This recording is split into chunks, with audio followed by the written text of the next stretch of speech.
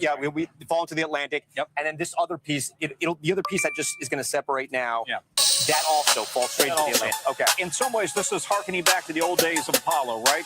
You know, SpaceX reuses some of their pieces, which is incredible technology. It's with a game changer. Yeah. Amazing. But that's not what this is about. They're going to be dropping. They have dropped their SRBs, and then they're going to be also eventually dropping that.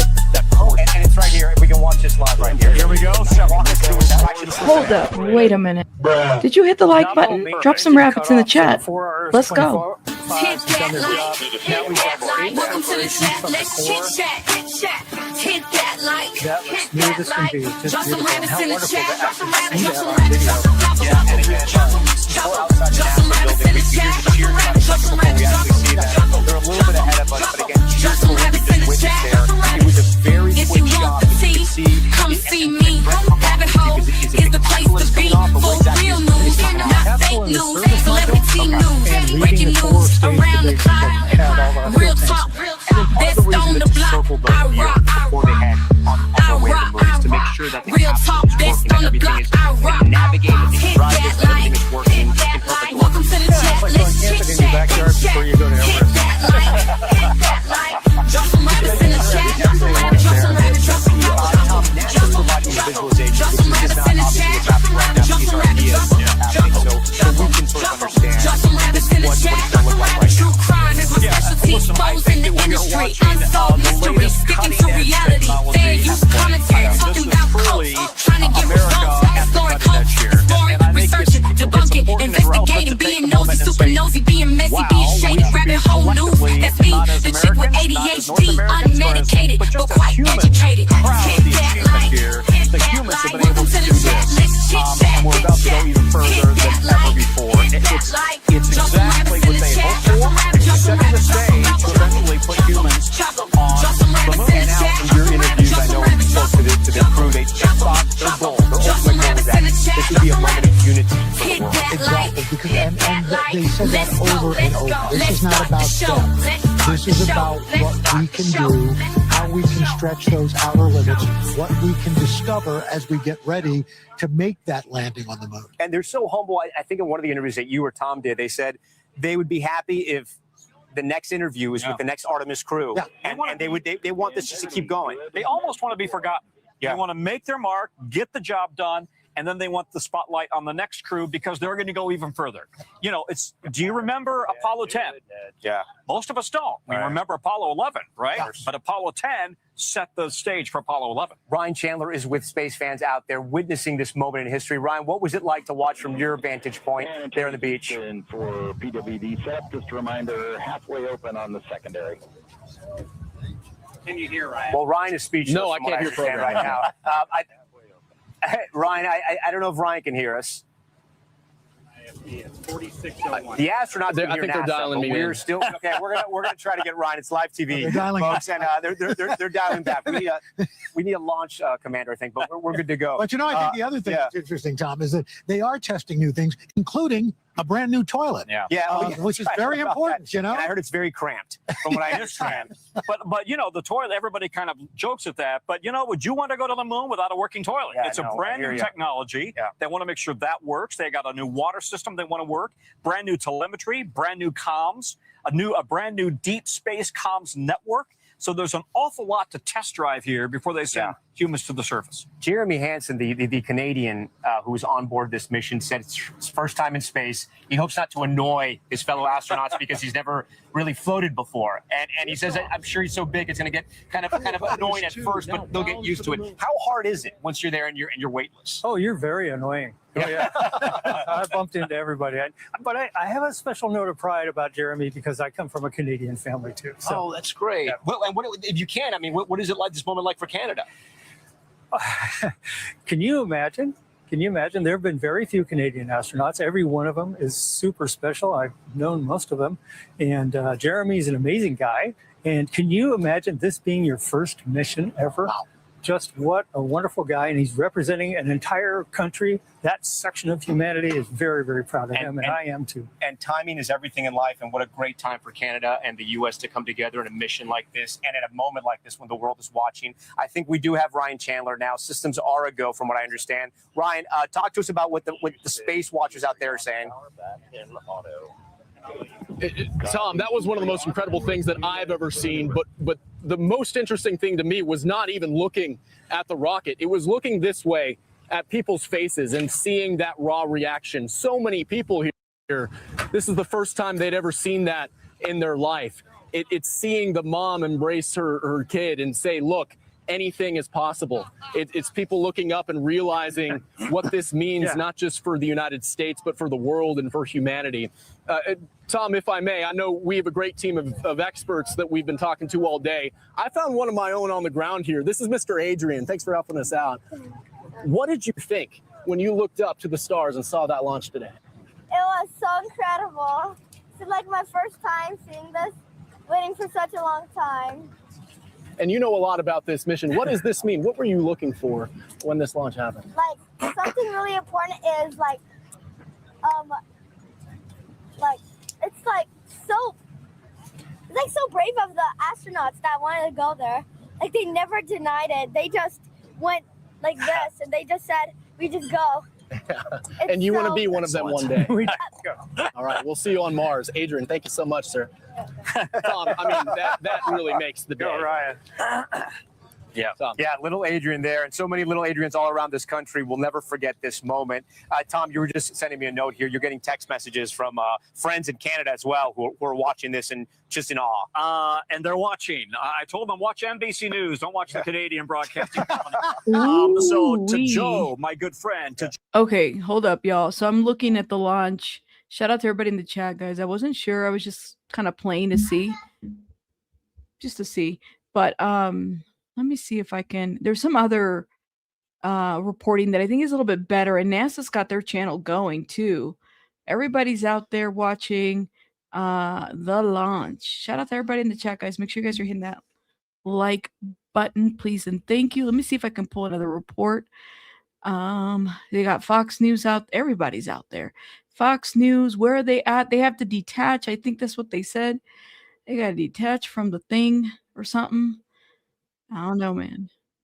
I want to go to Derek Pitts now, chief astronomer and planetarium director at the Franklin Institute in Philadelphia. Derek, I'm here doing watching both, it, by the way. as a We're civilian streaming who knows both. nothing about math, science, or engineering, and I just say, wow, you know a thing or two. What's your impression? Well, I'm really a motorhead, Tony. I really like to get into the gory details of how all the machinery and works and all that sort of stuff. I am always stunned at how these incredible pieces of equipment work so well. But there's one other thing I think that's really great about this, and that is, right now, tonight, it's a full moon all across the world. And so this is a really wonderful opportunity to put these two things together. I think we should all take someone outside with us tonight, go out and look up at the moon and think about these astronauts on their way to the moon and what that means for all of us here on Earth.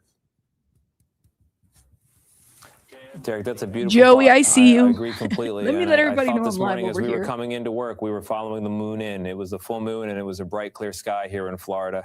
I want to go back to Harrison Schmitt, last person to walk on the moon. Harrison, when you look up, do you remember that moment? And when you look up now, are you thinking about it again?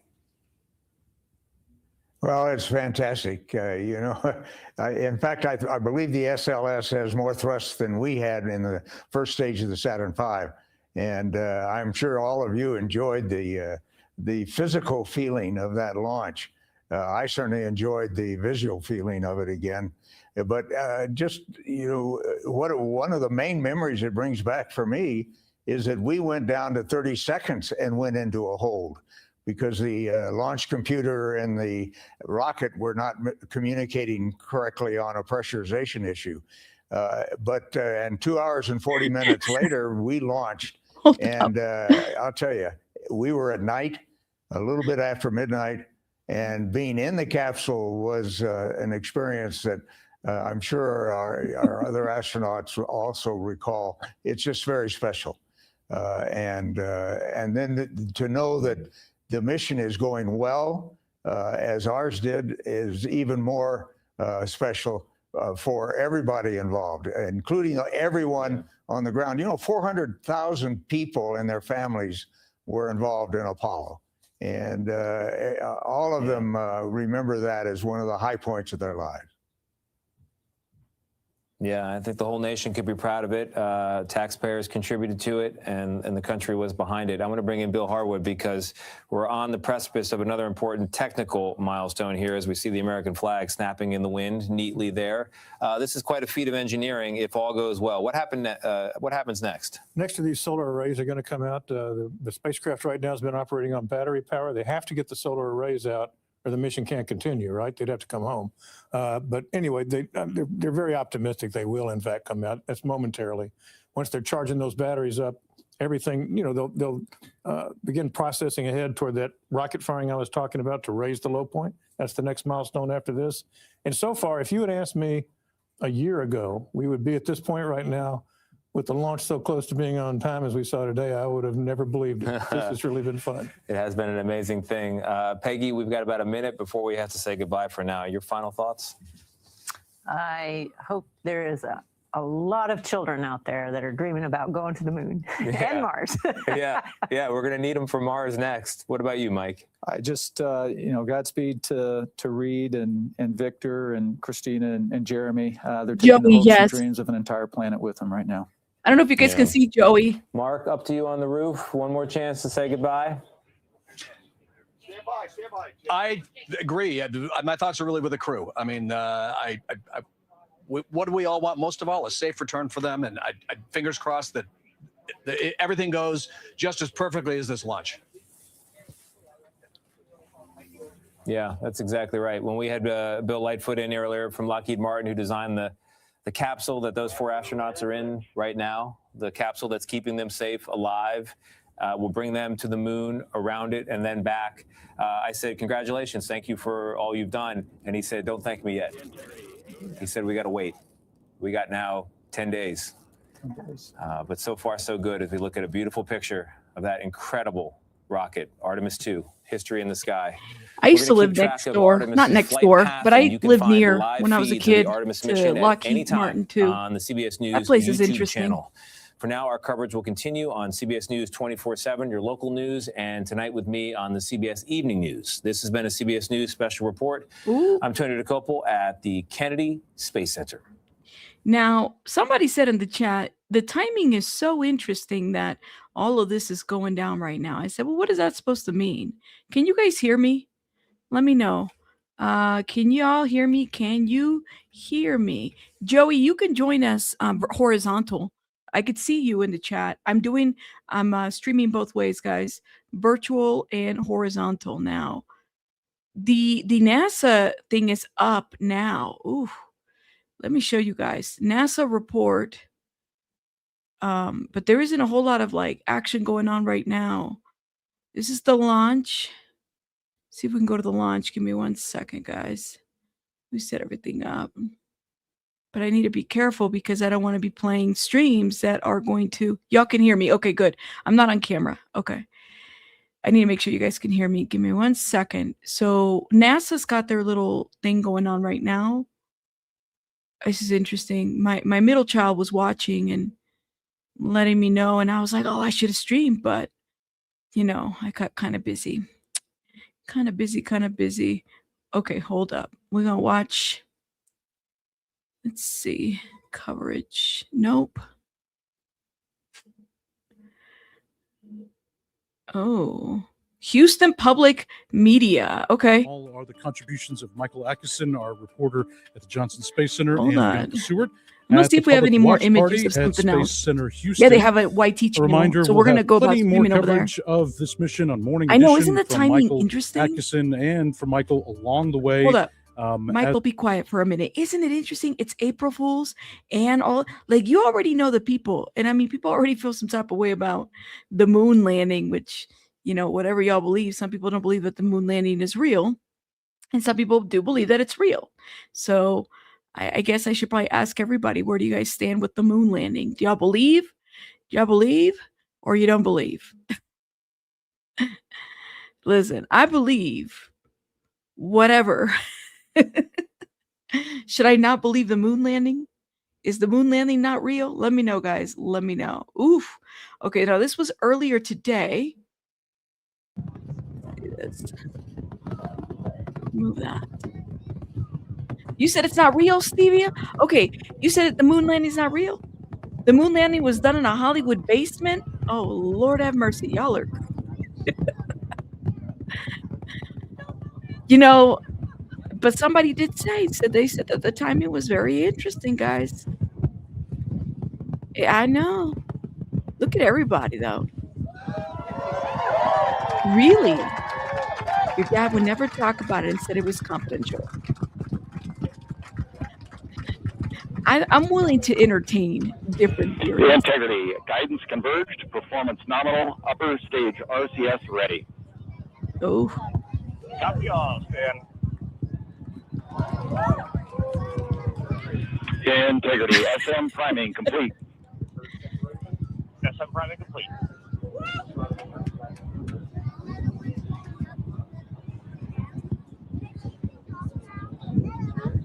Really? I wish I would have seen it. Listen, I'm a little traumatized. I'm not going to lie to you. I remember that one year. It must have been right when I was... Moments ago that it successfully launched from Florida's Kennedy Space Center. My last year of high school, I think it was my last year of high school, there was, and I vaguely remember, and some of you guys might remember this. Hey, Poe, how are you? Shout out to Poe. Remember when they were trying to launch and the thing exploded? I hate to put it that way, but that's what happened. I remember that. I remember they were watching the launch and then it like exploded. Like it wasn't even up there for too long. This was when that was the last year of high school. So no, this was many years ago.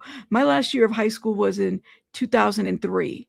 So that was around that time. Something in the early 2000s happened where it launched and it literally like it blew up or something. And I remember, okay, the Challenger. What year was that? Because for me, it's like what's it called? It's just 2002. Yeah, I remember it was like right around the time that I was finishing up high school. So that would have been it. Hey, Poe says, doing great, new job. Awesome to you. Shout out to you, Poe. Just on a break and wanted to show some love. Thank you so much. I hope you and your fam is doing well. Shout out to you, Poe. The Challenger. Y'all remember that one? See, there was one in 1986. Oh, wow. Wow. Okay, hold up. Let me unmute this because I'm talking too much. On, Ponce de Leon. Stan, we have you loud and clear on Ponce de Leon. You said the Challenger was 86. So which one was the one in the early 2000s? Confirmed as integrity. Let me look it up. Supersonic. Approaching 90 seconds into the Artemis II mission. Integrity is 14 miles in altitude, 8 miles downrange, traveling more than 2,600 miles. 10. The Orion capsule carrying 4 astronauts is now in space, beginning its 10-day journey that will take them 4,600 miles beyond the far side of the moon, the furthest humans have ever gone into space. CNN's Ed Lavandera is at a watch party inside NASA's Johnson Space Center in Houston, Texas. Ed, there was a lot of cheering here behind me. I imagine you saw some of that too. Oh, yeah. Houston, we are having no problems, but a very, very good time here. We're about 1,300 people gathered at Space Center Houston, which is the visitor center right next door to Johnson Space Center. They filled up this lobby, and I can tell you it was an electric moment watching there on the big screen of the launch here. All of these people in a community that has been so intertwined with the NASA space program for decades and decades. So this really kind of hitting to the heart of this community. All these people who either are directly working for NASA or have friends, some sort of connection to it. This moment means so much to so many people. And it was just electric. And what really struck me, Boris, as we were watching the launch is that after that initial, as you watch the rocket boosters take off and the eruption from the engines, sending this rocket out into space, there were times where it was just eerily quiet in here. Everybody on pins and needles, watching what was going to happen, watching that rocket lift into outer space, and on the edge of their... Yes. See, I remember because there was a teacher that was in that craft. I remember. So it was this for whatever reason. I remember washing dishes, and this is where I like kind of when it happened. It's really weird how because it was like breaking news when it was reported. I mean, literally. And there was a teacher in that craft, and it was 2003. And I remember it was like literally right at the around the time that I was finishing up high school. You said, "Oh, but that was the reentry, not on takeoff." Okay. Sorry, then it wasn't. For whatever reason, that stands out to me. Now, let me just say this. When I was a little kid, I wanted to do some kind of space something when I was a kid. I remember like I used to love learning about astronomy. Like astronomy was like my favorite subject. And it's probably the only subject that it ever really like caught my eye or my attention. And again, I was the kid that struggled a lot in school. So for whatever reason, did I ever think I was going to go and be an astronaut? Probably not. That would have been not a good job for me. But anyways, let me unmute. American technology and American space program. When I was on a spaceship getting ready to lift off, the countdown got to about 14 and the guy said, "All right, we're going to move the gantry back. Anybody who wants to get off should get off now." What? That was our countdown. That certainly didn't happen there. But the fear that must be mixed with the sense of victory with those people incarcerated in that ship with all their practice, with all their... He said incarcerated in that ship. I don't know if that's the right word. Now, thank God that Katy Perry and the Jeff Bezos' wife and all them crazy ass people, they're not in here, right? This is like separate from them, right? Because Gail King was another one too that went up there. Was that last year? A couple months ago? Yeah. You've always wanted to go to space? I don't know. Space kind of scares me. You know, hey, Dee Dee, hey, everybody, make sure you guys are hitting that like button, please, and thank you. Totally impromptu live. I was like, let me just see if the people are watching. We can watch together, you know, and let it play for a while. I had a busy day today, so I wasn't really able to do a morning live. And, you know, needed somebody to watch Baby Bunny for that morning live. Hey, Morris. Hey, Darcy, everybody coming through. Ooh, you said punch a conspiracy theory. What? Literally? You said, did they really, or was it filmed in the studio set? Well, that's what, listen, Joe Mama, I got to ask you guys, some people believe that the moon landing is not real. Okay. So, I'm happy to see you too, Joey. So I have to wonder, some of you guys are entitled to your opinion. Some people believe that this is all happening in somebody's Hollywood home in the basement.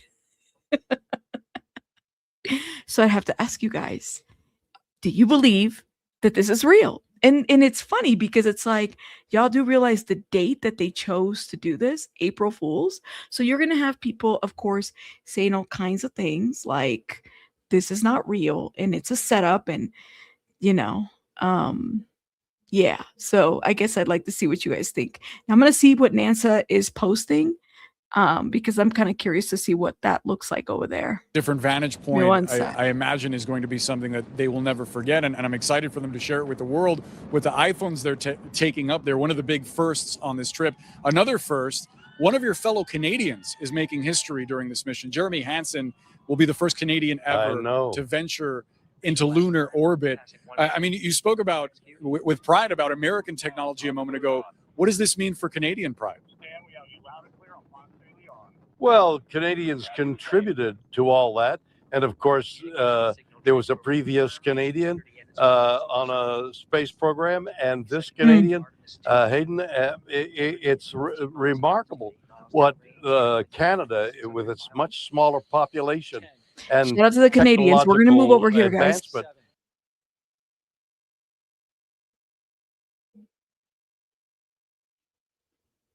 Can y'all hear the radio?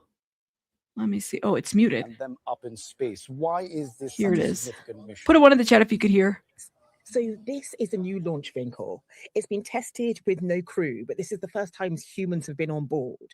And so a new launch vehicle, and it's taking humans to the moon. And this is very much like Apollo 8. It's a test flight to make sure that all the systems work. So the first thing they're going to do is they've sort of left the surface of the Earth, and they're going to go into Earth orbit. And they'll orbit around the Earth just to make sure that all the life support systems, all the functionality is tickety-boo, to use a word.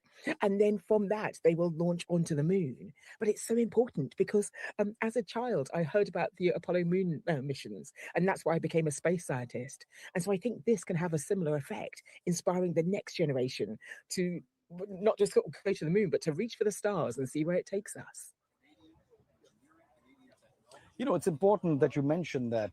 And, you know, a lot of our panelists have been talking about why it is important to go ahead and inspire the next generation. I want to hear it in your words. Why is that so important? Because we're also in the same breath talking about how it's taken so long for people to undertake a mission like this. Yes, and that's the question I get asked the most. You know, sort of it was over 50 years since we last went to the moon. So why has it taken so long? And it's quite interesting because when you look at the Apollo program, there was so much interest at the start. Everybody was tuning in. know, Everybody was right? So watching. dark. Sort of the most epic moment of the sort of 20th century. But then what happened is people sort of took it for granted to a certain extent. And also these missions aren't cheap. And so they sort of reined back and sort of stopped going to the moon. But one of the things to say is that in the meantime, we have done quite a bit of research on the moon. So as a scientist, we Really? send probes out into space. There have been lots of things orbiting the moon, and we have discovered the potential of water on the south pole of the moon. And so what I find so exciting about Artemis is it's not just sort of going to the moon because, you know, because it's there, but it's going to the moon with purpose. We can use the moon as a stepping stone to go further out into the solar system. And to investigate that water, the idea of a moon base and sort of the lunar gateway, a sort of a refueling system actually around the moon is incredibly exciting. And I think a great inspiration for kids. They could be the people walking on the moon in the future. I'm hoping it's me too as well. You know, y'all remember, okay, this is going to be random and you guys are going to laugh at me. Y'all remember that astronaut lady who was like setting a plot to kill another person, and she wore the diapers that they wear at NASA when they're, you know, up on those things? It's so random, but I just have to say it because I can't help myself. But think about that.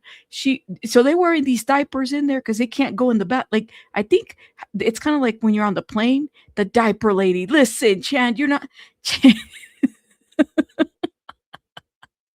You'd be like, Rabbit, shut up, dude. Like, you're so random. Wait, so do they wear Depends? Like, these astronauts wear Depends when they're up there? Y'all remember? See, I don't know why everything I think about NASA and diapers.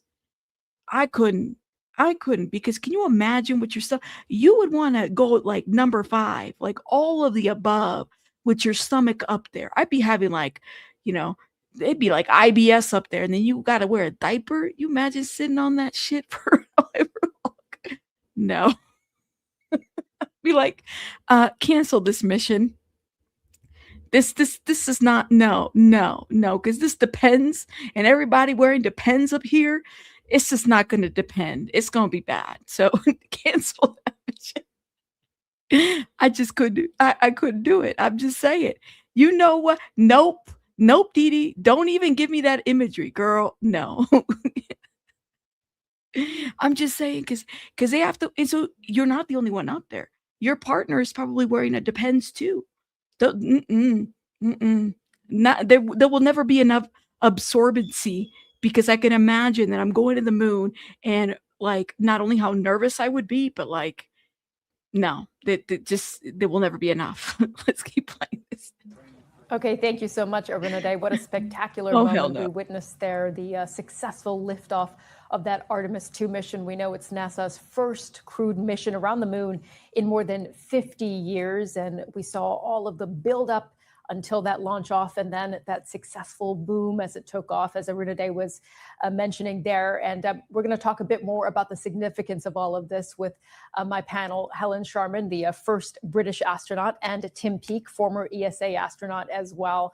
I know you both have been following this so closely. So I'm going to ask you, first of all, Tim, what is happening at this moment? Because, of course, we've gotten past that launch. We've had that success, that incredible adrenaline that all of us felt. What's going on for the astronauts now? Yeah, It's been really busy. I've been following along closely. So there's a lot of excitement around launch, but actually for the crew, the real work starts as soon as you get that main engine cut out. So the first thing is to check out the spacecraft, that everything's operating normally. But those solar wings have to deploy. So we now do have solar wing deployment. That successfully occurred already on the spacecraft, which is great news. The next thing they're working towards is to raise the perigee. This is the lowest part of the orbit. Now, at the moment, if they do nothing, this spacecraft is going to come down to about just 15 miles from Earth. That's going to be coming back into our atmosphere, not good. So they have to raise their perigee to 100 miles. So that burn is coming up very, very soon. And that will see them into a normal low Earth orbit. You imagine you get chorro in space? Oh, hell. Y'all are making me laugh on this chat. Be like, the bubble guts. There's no, Depends is not going to hold the bubble guts. That's what I'm trying to say. It's like that would discourage me. This is, to me, space is just like the ocean, honestly. Except space is like, damn, you up there, you forever up there if you stuck up there. I mean, at least at the ocean, the ocean is dark. You just don't know what you're going to encounter here at all. And it sounds like, as Tim was describing there are a lot of critical moments in the next hour or so that are coming up. Yes, and these, when you say they're critical, I mean, they really are. So if your solar wings don't open, right, then you've got no way of charging your batteries. So then they wouldn't spend very long in space. They'd have enough battery power to bring them back to Earth safely, but they certainly wouldn't get to the moon, and that they might not even get into high Earth orbit. So this is a really, really quite a significant event. And it's not just one event, right? So they start to deploy and they have to. All right. So what are those guys doing there? Stable. But yeah, that's. I know it's a stupid question. But like, it's not like they're doing air traffic control. Like, what are they doing there? What are they like? Do they just make sure they're communicating with each other, checking the craft and making sure? Because look at all those damn computers, man. Like, I do have to wonder. I mean, if there is no traffic in space, so I don't know. I mean, it's a stupid question, but I do have to wonder. What are they? Are they the ones in charge of making sure that the thing stays up there? It doesn't go anywhere else. Tim's absolutely right. Everybody we saw already some pictures, didn't we? They're not on there at the moment. We can just see the Launch Control Center there. And of course, they're really focused on all of these next operations like the astronauts are. But the people at the launch site, the spectators, they were packing up their stuff and going home already, because for them, the launch is over. That's what we see from Earth. But the astronauts, it's just the beginning. It's 8 minutes. That's all it is. And now they will continue, and they'll be using the next stage, which is this the next rocket stage. So they've got the big rocket that we see, really, that we think of as being the SLS rocket. That's been used up, but there is this interim cryogenic propulsion stage now, and that's what's going to be used to do these orbital maneuvers, and later on as well. They'll be able to do, when that's finished, they'll stay close to it and then do some departures and approaches to test how the Orion spacecraft is actually being maneuvered, how they can actually steer it. Interesting. Future docking maneuvers. So yeah, so all very exciting. Like Tim said, really busy, very busy at the moment. Yeah, there's no rest for these astronauts right now. We can see on the clock there, the mission's been going for 39 minutes. So Tim, I'll ask you this, and then you, Helen. What is the feeling right now for the astronauts? Wait, so they've been up there for 39 minutes, she said. So like, it doesn't take that long to be out of, are they still in the orbit? Is that even the right word that I'm using? I feel like I'm making up words, but it doesn't take that long for them to just be out of the orbit. Or so are they're not like in the vicinity of, I'm wondering. You said, why the number of miles away from Earth is not going faster as the miles left to the moon. I don't know, man. I'm still trying to figure out if Depends absorbs enough for these astronauts. You asking me some technical questions, I can't even get around that. You said they watch everything. Remember? That's right. Houston, we have a problem, and they're the troubleshooters. That's right. So they need them there. But I was like, because it's not, I'm just thinking in my mind, well, there's no traffic. So what are they controlling exactly, But you have to, like, you said you're 60 years old, and I think that this is hogwash. We'll say more. Why do you think this is hogwash? You guys had totally had to call the gastro doctor Oh my gosh. I'm telling you, man, this would be a horrible thing to do for somebody with IBS. Shout out to you. It just, I don't understand. But so it takes, this is how quickly they were out of the orbit. That's what I want to know. Really? So you're saying it takes 8 minutes to go into space. Are you kidding me? It's like, I don't know how many miles to drive to Vegas. It takes 8 minutes to get out of the atmosphere. That's interesting. Ooh, look at this, y'all. We got some footage. Let's look at them. See what I'm saying? It's just well, they got the music on there. Stand by. Wait, is this This is from earlier. I thought it was live. They must have ended the stream. Hold up. Oh, everybody's ending their streams. What's going on? To the other side of the moon is just so exciting. Great day for our country. Scott, I didn't fully appreciate how much we would feel. We were trying to describe what being inside the capsule is like, but even over here, a few miles away. You said, hold up. You said, I'm reading the comments. Sorry, guys. How long does it take to get out of space or to get out of the orbit? They're pretty fast. I think it only takes 30 minutes. And why does it take so long? Like, it's so weird how it only takes 30 minutes to get out of here, right? To like actually be up there. I thought it was longer. I thought it would be like hours. You said the atmosphere is really thin, says Jose. Have you seen the video of the human drop office from space? No. That's crazy work, guys. You said, well, aliens are real. They've been invited here. So okay. That would be crazy. To me, it is crazy to think that there isn't life outside of here. So I do believe that there might be some aliens and stuff like that, but I don't think that they're the friendliest creatures. So that would be my other fear of like, well, what are we encountering over there? You know, you said they get out of to get out of the orbits. You need wow. So they're probably already out of the orbit, right? Interesting. Depends on how fast they were going. What is linked to the image that fell from heavens in scripture? Okay, well, what scripture as in like, give me the direct number and I'll Google search it and see. You said the aliens think we're oh my gosh. Anyways, let me play this, y'all. Doing your job. Yeah. Let me see. Senator, a moment ago, you mentioned a proud day for America. And being here at Kennedy Space Center brings up special memories for me because I came here as a child with my dad. And it makes me sentimental because I'm an immigrant. And so he used that when I was a child to sort of teach me about America. And he said, look at what Americans do. They reach for impossible things. I wonder, seeing something like that, what it does to patriotism and to people's pride in this country, and perhaps a reimagining of what truly makes us great. Yeah, I mean, people should be really proud of our country. I mean, we do try to do impossible things, and we're often very successful at it, right? We landed people on the moon in the 1960s. We're sending these 3 Americans and a Canadian back around the moon, and here at some point in a few years, we're going to send people down to the surface of the moon. We're going to build a presence there. We're going to build an economy there. There's not many countries that step up and try to do the impossible. And we have this culture here of innovation and just like going for it that you don't see in many places in the world. So, I mean, I think stuff like this is great. I mean, I wish I was on the way to the moon with them. I got to go back to Washington, unfortunately, and try to work on some of the other issues. Yeah, it seems like it'll be a fun time ahead for you with so much going on. Scott, I imagine this does something to your national pride as well. Oh, absolutely. You know, I think I said this earlier, but, you know, we both flew in space 4 times.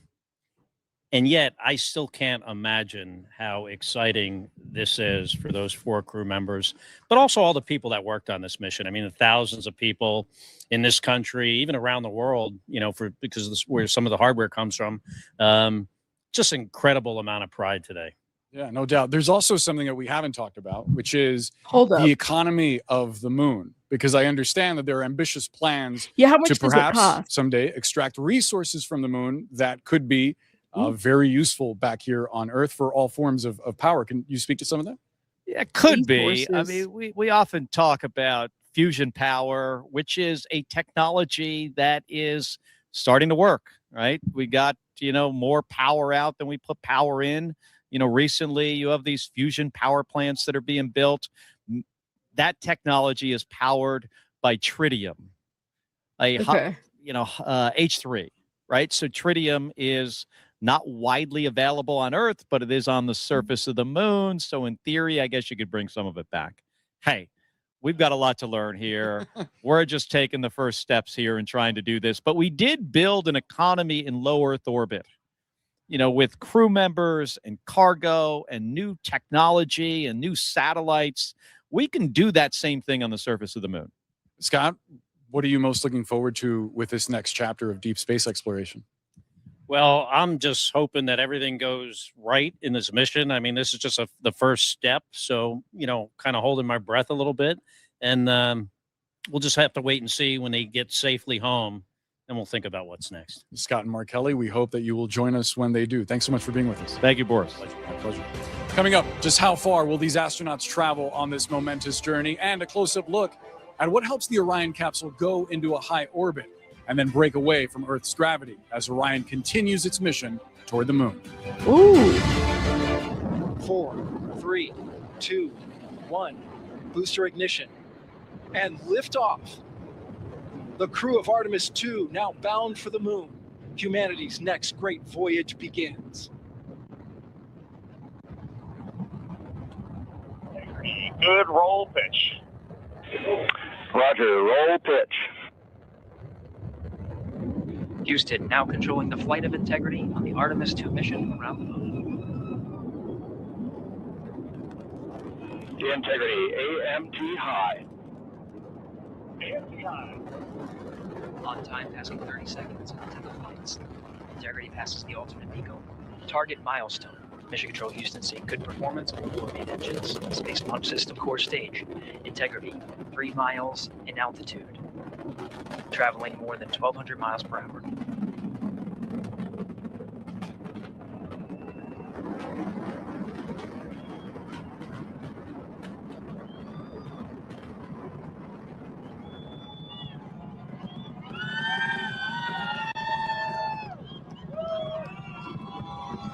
Oh my God.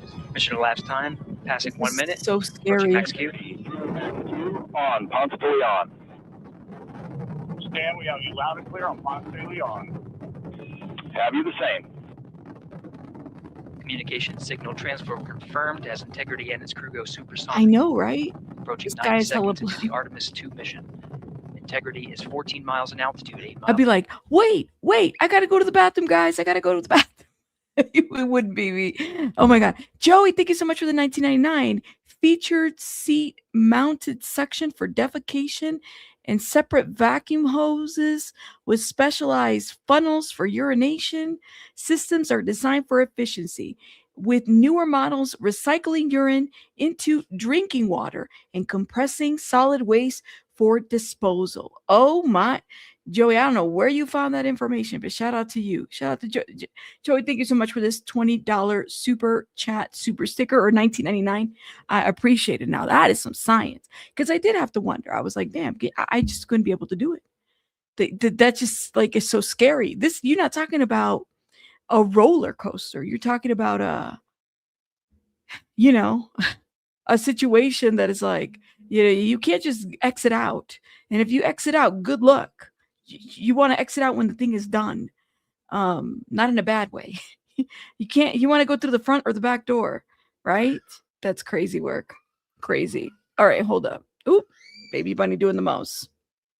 Give me 1 second. Watch the rocket boosters take off and, Thank you, Joey. And the eruption from the engines sending this rocket out into space. There were times where it was just eerily quiet in here. Everybody on pins and needles, watching what was going to happen, watching that rocket lift into outer space, and on the edge of their seat. I talked to a lot of people who talked about it was a nerve-wracking experience. This is a test flight. This, the deep concerns about exactly how this was going to play out. A very risky mission. All of that and that tension and excitement and euphoria we experienced and watched firsthand here this afternoon. Boris. It was unbelievable to witness. Ed Lavandera, Live Force in Houston, thank you so much. At any moment now, another key part of this mission, the solar array wings on Artemis II will deploy, transitioning the vessel from battery power to solar power as it makes its way toward the moon. Joining us now is an actor who holds the record for being the oldest person to travel to space, William Shatner. Sir, thank you so much for being with us. You, at 90 years old in 2021, you traveled to space. Of course, how did it feel like watching today's launch? Well, I was as tense as everybody with the knowledge of everything that could go wrong and the details that did go wrong that delayed the program. And then when liftoff was achieved, what a shaking of the fist for the victory, and what a plug for American technology and American space program. When I was on a spaceship getting ready to lift off, the countdown got to about 14, and the guy said, all right, we're going to move the gantry back. Anybody who wants to get off should get off now. What? That was our countdown. That certainly didn't happen there. But the fear that must be mixed with the sense of victory with those people incarcerated in that ship, with all their practice, with all their ingenuity, with all their technology, the fear of what could possibly happen must be lurking somewhere. Right. And it certainly was in my brain. Yeah, no doubt. You say incarcerated. I have no doubt that there is nowhere else those four astronauts would rather be right now than locked into that Orion capsule. I want to ask you about the feelings that you had seeing the beauty of Earth from space. And I remember you being somewhat melancholic about it, speaking about the Earth's vulnerability. Tell us about that. Well, that's exactly what happened. I went to the window to look at the magic, and I saw this black, palpable darkness, which was death. And I looked behind me, and I saw the beige of the desert and the white of the clouds and the blue of the sky. That's life, that's death. And I thought, what we're doing to our planet. And when we landed, I was overcome with this terrible feeling of sadness. I didn't know what it was. It took me a few minutes to realize that I was in grief for the beauty of our planet, which we are destroying at a rapid rate, and how important it is for us to stop and take a breath and go back to healing our planet, which will heal us as well. And all these technical programs. All right, hold up. Let's put them on mute real quick. Look at this. They're right there. One of the tracking and data relay satellites at the expected time. They're at NASA. That time was updated to 51 minutes, 26 Interesting. seconds of mission elapsed time, going from TDRS East to TDRS West. Upon switching to Shatner was looking for Spock. Mission Control Houston, not seeing some of the data coming from Orion, coming from Integrity. So we're standing by to regain the ability and troubleshoot some of the rationale as to why we are having some intermittent gaps in our data and communications with the crew.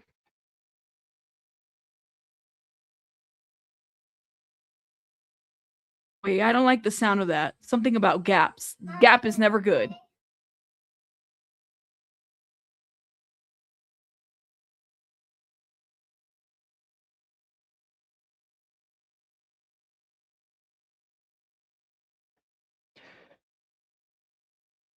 Now, again, as the teams are troubleshooting. Integrity Houston in the blind.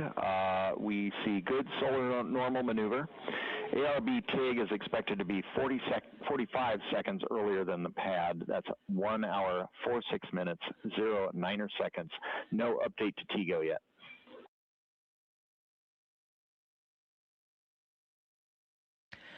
That was Capcom Stan Love here in Mission Control Houston. He used the term "in the blind." That refers to as part of the data that we are not getting from the TDRS West satellite.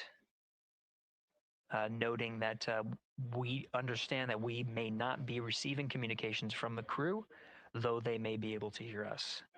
So Stan Love reporting what status is known on our end. Oh We do gosh. know that I'm not feeling this from the data either. we are receiving that the upper stage and Integrity have maneuvered to solar normal, meaning that the orientation, the attitude of the spacecraft is such that the solar rays can draw the maximum amount of power.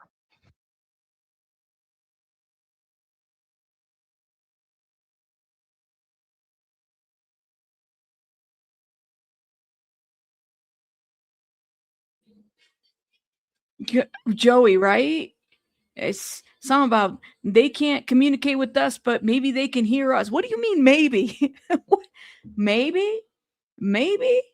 They better be communicating. I know, right? They don't have enough screens.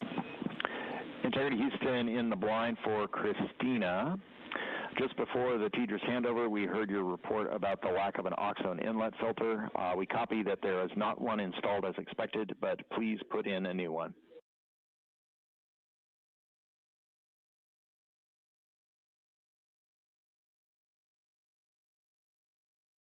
Wait, what did she say about Christina? I heard of Christina. Yo, we're going to be streaming this. I'll tell Team you. here you see in this row at the Capcom console is NASA astronaut Stan Love.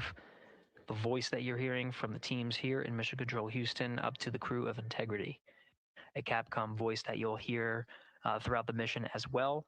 Next to Dr. Love, to his right is Jackie Mahaffey, the Chief Training Officer for the Artemis II crew, and a voice that you'll hear from here in Mission Control Houston.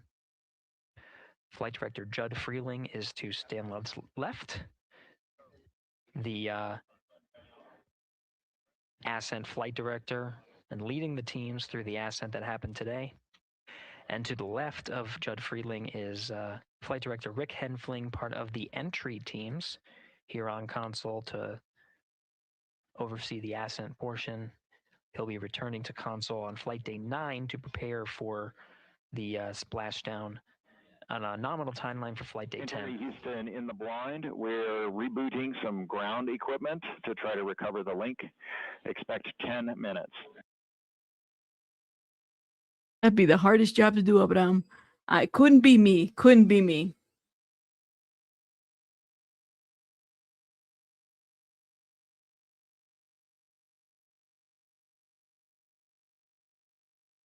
You said, Jane said, Christ, they've got to fit a new oxygen filter as one's not fitted as it should have been. Geez, off to a great start or a good start. This is Mission Control Houston. Oh, I don't like that. Again, the teams here are troubleshooting the lack of a forward link, an ability to communicate with the crew aboard Orion. Teams are troubleshooting and planning to reset some ground equipment as the forward link was dropped at the time that we switched from TDRS East to TDRS West. That happened, that handover period started at mission elapsed time of 51 minutes, 26 seconds. Capcom Stan Love reporting some updates, what is called in the blind, meaning that though we... Integrity Houston in the blind, expecting an imminent automated swap to string 2 on board. Also, reminder, we are still receiving good ICPS data.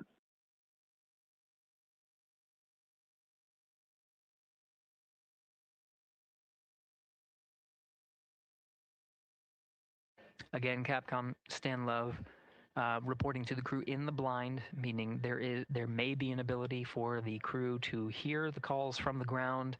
We do know that we are not able to hear any of the crew calls coming from Orion. We did just confirm that we are receiving data from the upper stage, and that allows us to understand and confirm the attitude and orientation of both You know it. spacecraft. You know it. you know that they will too. They will shut it Knowing that off. They are at solar normal. And with the reboot, we're starting to get some data here. We'll confirm that the data we are receiving is good.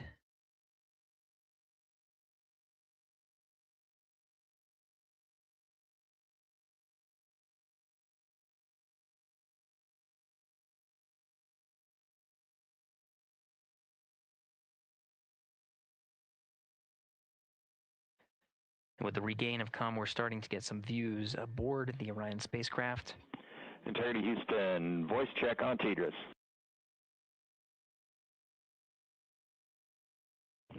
Loud and clear, Stan Hallis. And we now have you the same. Good to hear your voice. Ooh, there you go. And good to hear yours as well. Yes, they're talking. They hear each other. We are still trying to understand whether the automated swap to S-band string 2 recovered comm for us or what was going on the ground. We gave you calls about an ARB TIG and an oxone inlet filter. Did you copy them? Copied all. Excellent.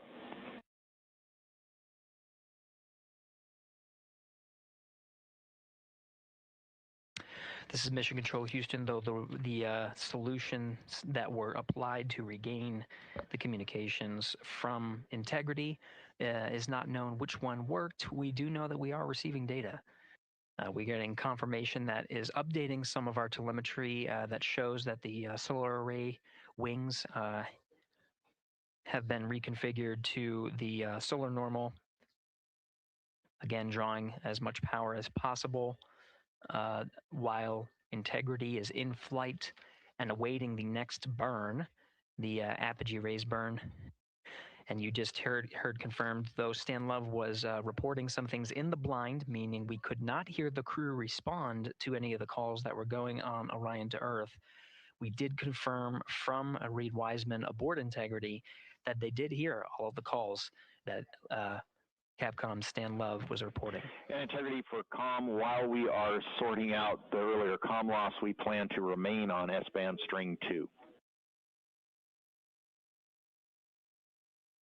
Copy S-band string 2 and quid 19 has been inhibited for right CCD.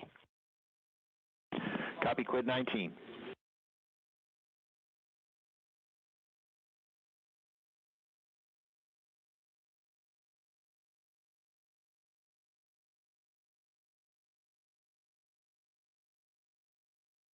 I'm checking the news too, guys, for my phone, just to make sure we're not missing anything. Okay, well, at least we heard from them. They're good. Copy? You said copy. This is Mission Control Houston. Commander Reed Wiseman working through his steps at this time in the timeline.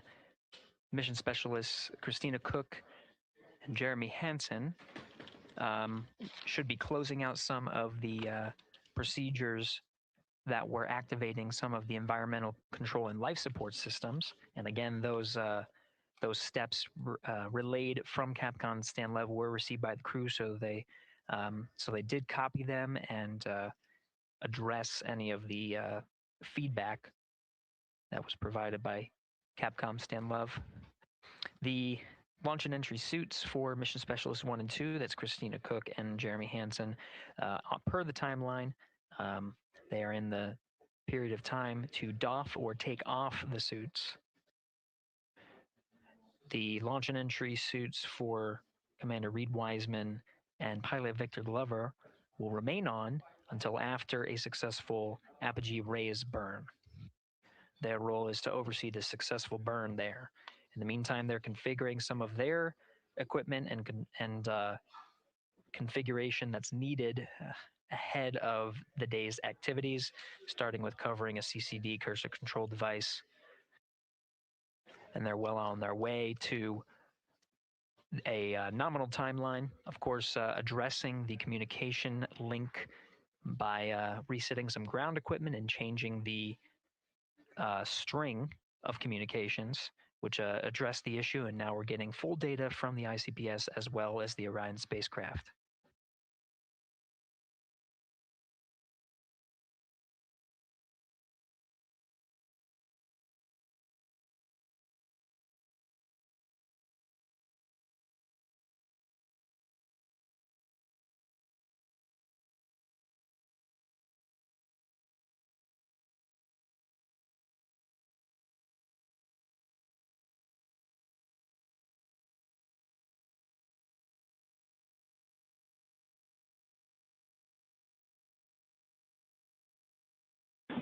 Integrity Houston, questions for Jeremy and for Christina.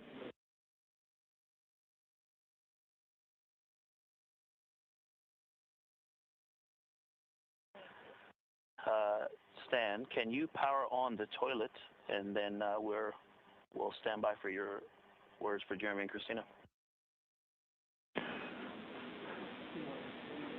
Toilet power up is in work. The questions are, can you confirm the HHP cam has been powered down? And then the question for Christina is whether the urine filter, that's the rubber part, was installed, but just no beads connected.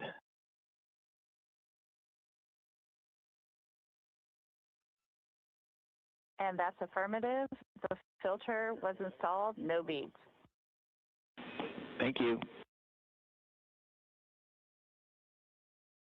And Stan, we are wrapping up PWD right now. Jeremy will get the HHP cameras after that. There was a tremendous amount of back pressure on all those settings, so it's taken a little bit of all the connectors, so it's taken a little bit of time.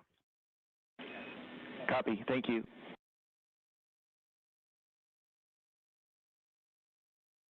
Commander Reed Wiseman aware of the steps, the initial steps for mission specialists Christina Cook and Jeremy Hansen, working on some of the systems inside, while the commander and pilot monitor the flight of Integrity. Integrity Houston, toilet is powered, waste tank purged.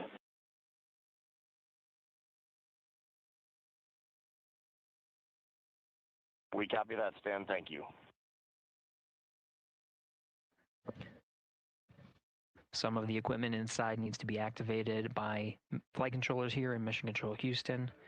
The activation of some of these necessary for their trip on their first day in orbit as part of the Artemis II mission.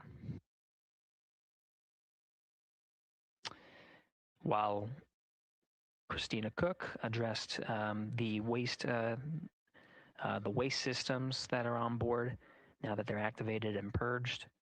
Jeremy Hansen working on the potable water dispenser, rather. One of his initial steps is to activate the equipment and start filling some bags as a reserve. So he's working through those steps. The HHP camera is one of the internal cameras inside of Integrity. HHP camera was one that was captured through the duration of ascent and recorded into the flight computers. Go ahead.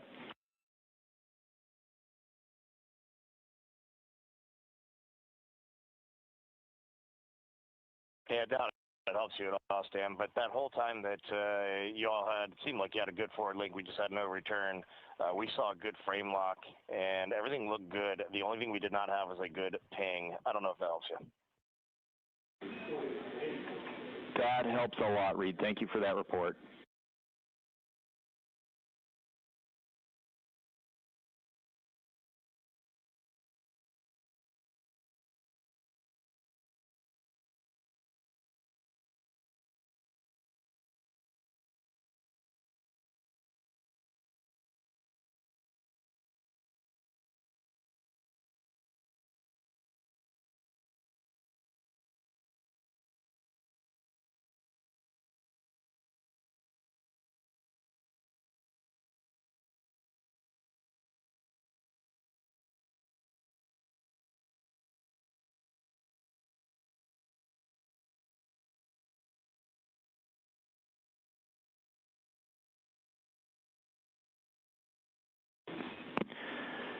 Integrity Houston for saws. We saw the saw 3 brake go into error position. We're confident it engaged, but we saw more motion than we expected during the burn. We are cycling the brake on that saw.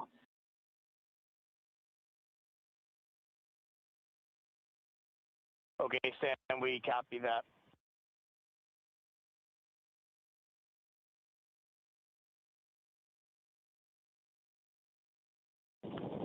HHP cameras are off, PUP 1 switches are off, Stan. Copy HHP and PUP, thank you.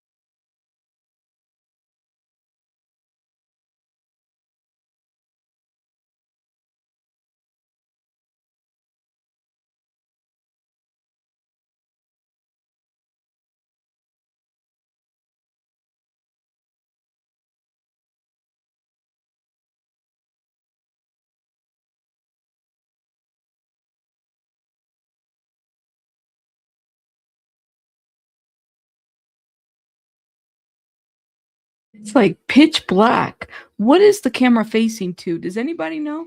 Can anybody tell me what it's facing to?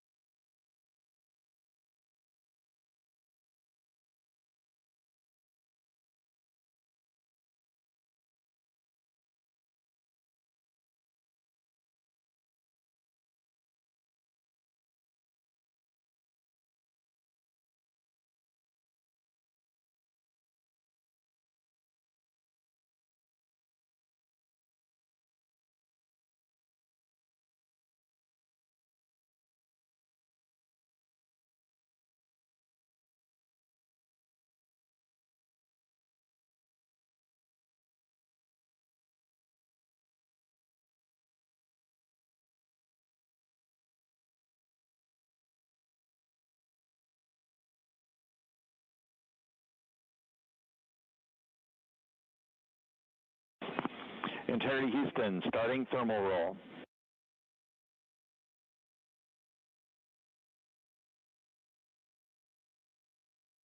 Houston, integrity on toilet, step 6.7. Go ahead for step 6.7. Yes, during 6.7, about 20 seconds after starting the water into the funnel, after a nominal startup, the toilet shut down on its own, and I have a blinking amber fault light. Copy, talking about it.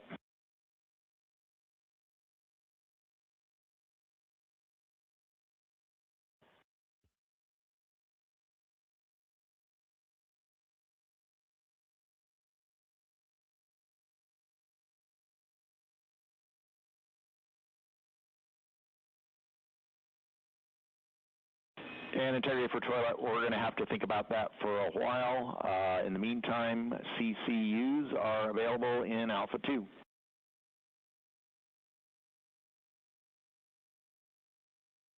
We copy, and I'll be returning the funnel to the cradle. Good config.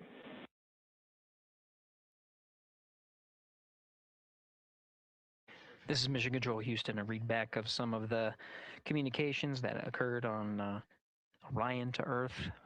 We're now at 1 hour, 17 minutes of mission elapsed time. We got confirmation that the upper stage and Integrity began a thermal roll. They are on the illuminated side of the Earth right now at an altitude of just a little more than 1,000 statute miles. The thermal roll allows for even distribution of heating from the sun at that altitude, distributes it a little more evenly ahead of the apogee rays burn. In the meantime, mission specialist Christina Cook working on the activation of some environmental control life support systems and waste management systems. Currently, as teams on the ground analyze some troubleshooting of the activation steps that she was going through, she'll gather some of the backup waste management capabilities that they have aboard Integrity. just as a precaution while the teams assess how to address what was reported down from mission specialist Christina Cook on the fault light. Barbara Bish, thank you so much for the 1999. I feel like a kid. Now at mission elapsed time of 1 hour 18 minutes, we are coming up on the post-launch press conference at the Kennedy Space Center, where subject matter experts have gathered to and will address the launch that just occurred, and media will ask some questions. As part of our continuous coverage plan, where we are streaming this mission 24 hours a day, 7 days a week, throughout the duration of the Artemis II mission, the briefings themselves will also be streamed on this platform.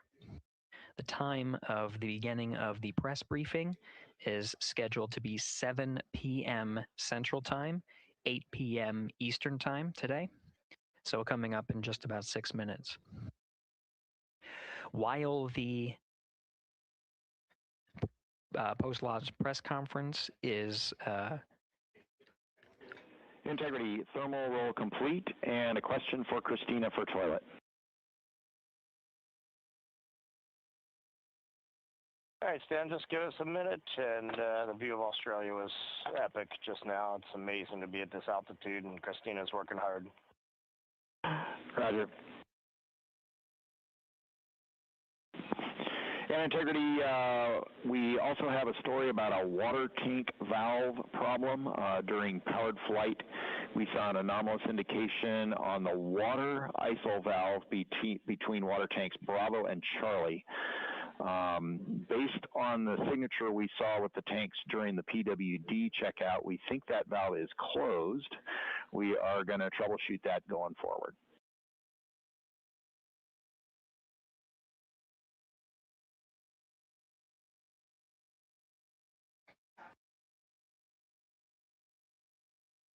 quick recap. The thermal roll is complete, distributing. Dan, when you got Equus.N2H2O up, give me a call. I'm looking at it. Thank you, Barbara Bish. Stop 17, we show that valve closed, if that helps you. That is also what we see, and that's exactly the valve we're looking at.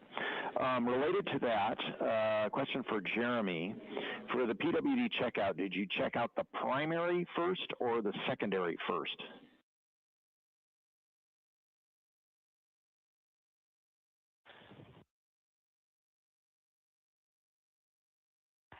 And Stan, Jeremy says primary first because he had trouble getting the secondary on, and I'm also ready to take your call.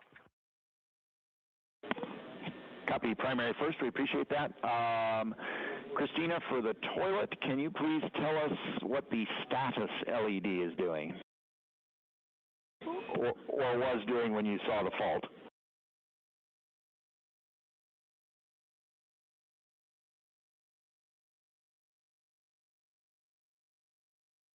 It had been on per normal, and there was good suction, and then it turned off when the fault started blinking.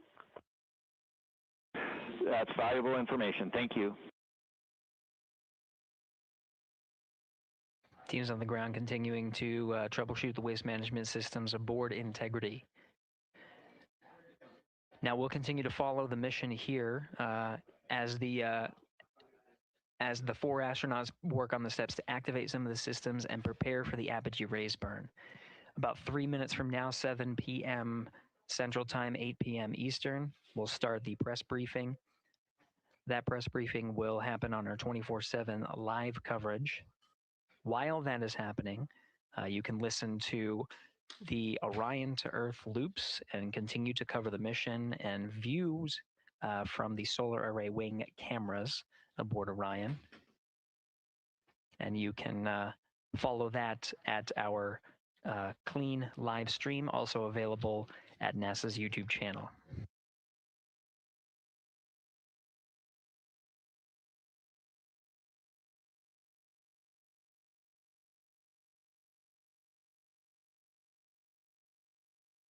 And they just blasted Christine out there with the toilet. Why she got to be the one testing out the toilet? Why does Christina have to be the one testing out the toilet? That's what I want to know.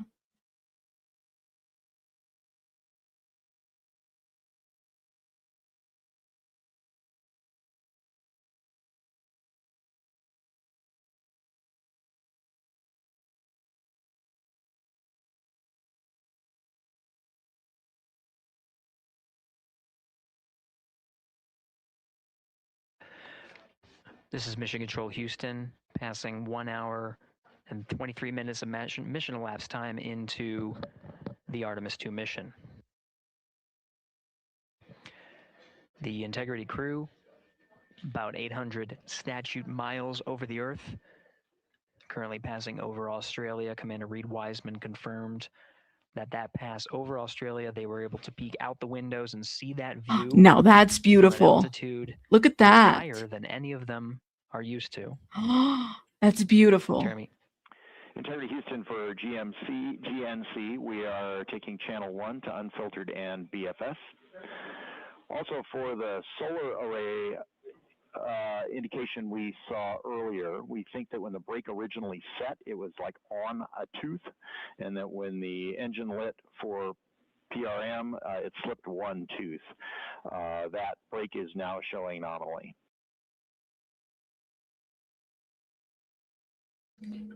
I know. Okay, Tanya, we copy that, and I'm just curious. I feel like about a half an hour ago you took 1 to unfiltered in BFS. Is this nominal, or did something happen? Victor, this is nominal. Right, the view is magnificent. Okay, thanks. Copy.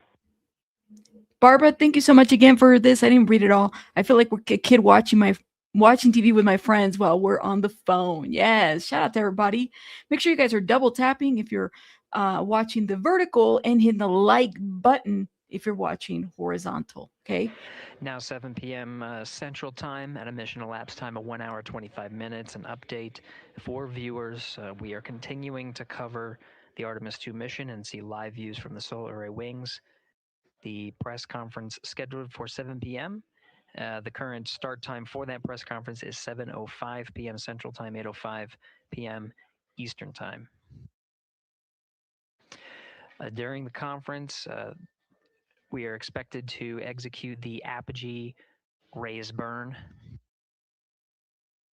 We're a little more than 20 minutes from the time of ignition of that burn.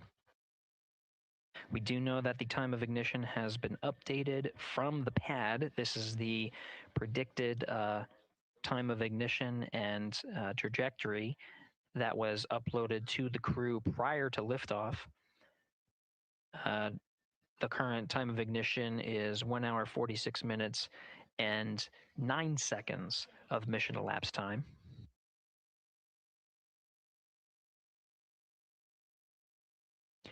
The duration of the burn at the pad was 17 minutes 52 seconds.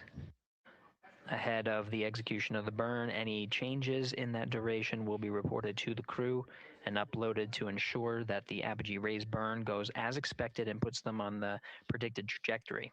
That trajectory being 43,730 miles by 0 statute mile orbit. This high Earth orbit will take the crew of Integrity past the tracking and data relay satellites that are positioned about 23,000 miles away from the Earth. Again, they're currently on TDRS West. And they will transition to the Deep Space Network. The apogee raise burn time of ignition again at 1 hour 46 minutes and 9 seconds of mission elapsed time. That is expected and will occur during the post-launch press briefing. So as part of our 24/7 coverage, the briefing itself will overlap with that particular milestone. To follow along on our 24/7 coverage, we won't necessarily stop our coverage. The clean Orion to Earth loops will be available on our clean feed that will show a view similar to what you're seeing now. This is a view from the solar array wings, and you'll also hear the communications between Capcom's Stan Love here and the crew aboard Integrity and you can listen as they confirm the execution of the burn and any changes of the burn.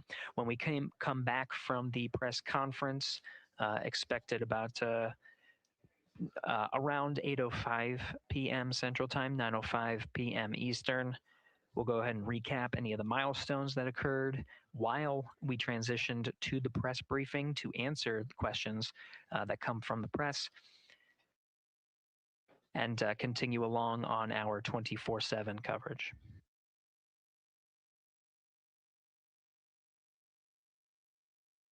Aduko, right? That I'm thinking about the same thing too. So they're gonna have like 24-hour narrate, like a narrator for the next however long they're up there. Well, that's a great question, Sister Craft. I don't know, man. You said, did it rain? Did it rain yesterday? It's a great question. Let me see. They're not polluting the air skies because they're outside of the atmosphere.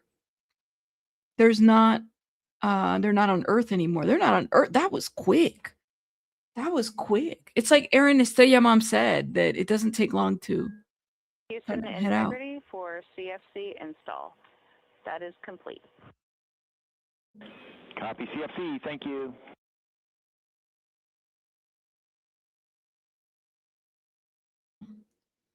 Wow, wow, wow. And Houston, just want to let you know, since we're running a touch behind timeline, we have not yet started suit doff for any of the 4 crew members. We'll get to it in a bit. Copy. Thank you.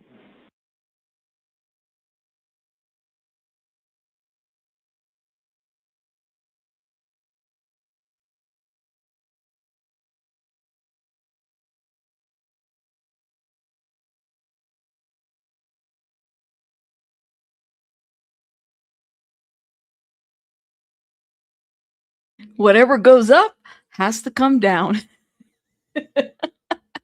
Sylvia with the jokes. Y'all do me a favor, hit the like button, guys. Please make sure you share, support, do all those good things. Let me see if I can. I'm trying to refresh the link, see if the presser has started. The presser has not started. They were supposed to start. They're late. They're late. Sylvia does the most in the chat, man. The toilet should be the first thing you check. That's what I'm saying for somebody's podcast. That's why I was like, I think Storm said, Rabbit, you jinxed them with the toilet. I said, that would be the first thing I check. Make sure the toilet's working. Like, what do you mean? You gonna be sitting on a shitty Depends? You know that triggers IBS. This whole exiting and leaving and the up there, and then you go from light to dark. No, that's the first thing you'd have to do. It's crazy, man. Because I'm telling you, there might be only 4 people in that thing, but still. Integrity Houston, updated ARB numbers when you're ready.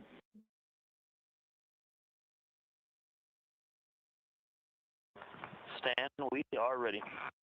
And sorry, false alarm. Still integrating on the ground. We'll be back with you shortly.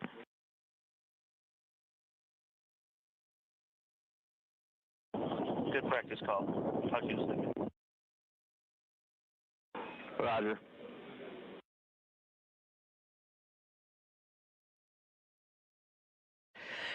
This is Mission Control Houston. For those still with us, the press briefing that was scheduled to begin at 7:05 will begin shortly. They're just getting set up, and just stay tuned until we are able to transition to beginning. Activity on Jeremy's timeline is complete. To the beginning of the press briefing. Copy docking camera. Thank you. Teams on the ground are analyzing the time of ignition and what's called T-GO, the duration of the burn. At the time ahead of liftoff, the duration of the burn was 17 minutes 52 seconds. There might be some changes. The flight dynamics officer and his support in the back rooms are analyzing to make sure that what they are about to report to the crew is rock solid.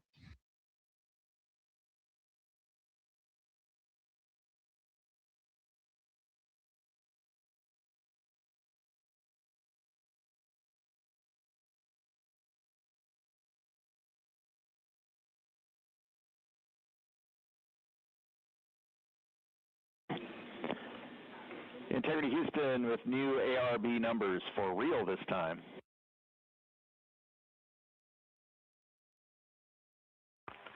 Okay, Stan, we're listening. Go ahead.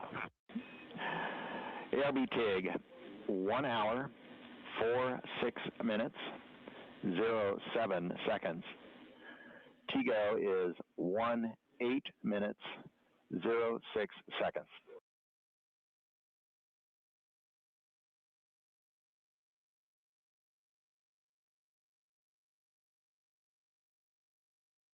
Okay, Stan, we copy and have entered 1 hour, 46 minutes, 7 seconds for TIG, and TGO 18 minutes, 6 seconds. Thank you for that. With that, we also have an updated time for the handover from TDRS west to east. That is going to be over 6 minutes earlier than what's on your pad. You can expect that at MET 2 hours, 03 minutes, 04 seconds, 2:03:04.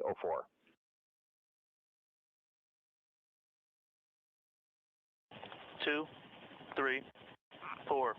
For handover west to east. Thanks, Dan. You're welcome.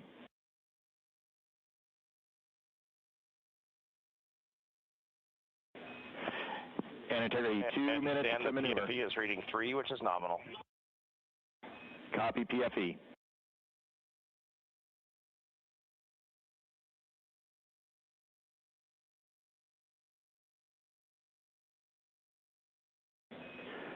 And integrity, we are ready for the eclipse power down per your execute note.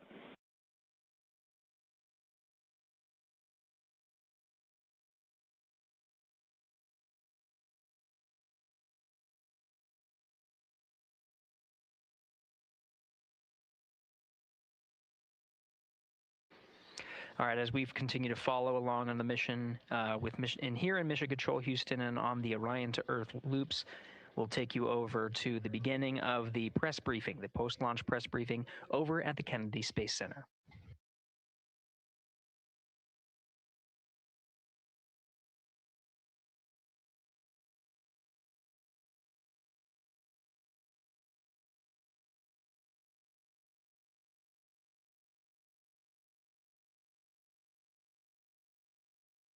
Yes, I'm here, y'all. I'm setting things up.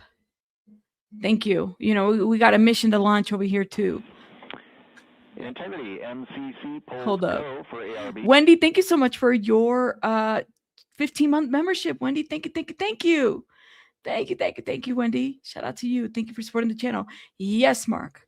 What rabbit is a space nerd? Well, sometimes. Thank you so much for this super chat. We're talking about all the things that, you know, like to me, the first thing that comes to mind is the bathroom. And clearly I'm not the only one because they had to check that. That's number one while you're up there. Thank you, Mark, for this super sticker. Now, hold up, y'all. I had to mute them for a minute, but let me check the other link. Do we have a press conference yet? You know, for the oh, mama, for the comic relief fun. Thanks. Well, I'm glad we can make you laugh. Okay, I'm glad. You know, that's the thing. It's like some of the stuff is just scary. Shout out to the astronauts. I find it interesting, but Houston, scary. integrity for power down. Go ahead.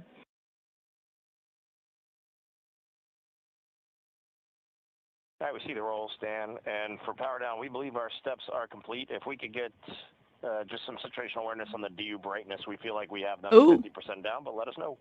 No way, Mark. Checking. So what did he do? Oh my gosh. Can you imagine having to clean up? Can you imagine being the person that has to clean up after these things? No. No. All right. This press conference is taking forever. Hurry up. Is there a full moon today too? Yes, I'm back.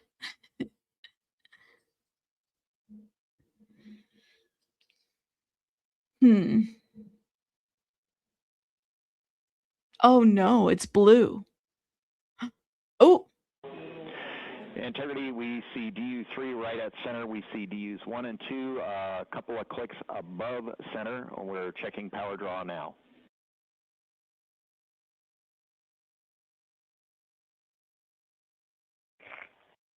Copy that, Stan. And obviously, when we go into eclipse, we can bring them down a bit further.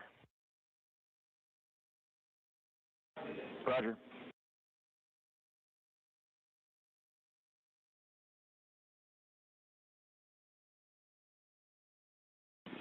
And Reed, when we get into eclipse, we would like those extra clicks on DUs 1 and 2.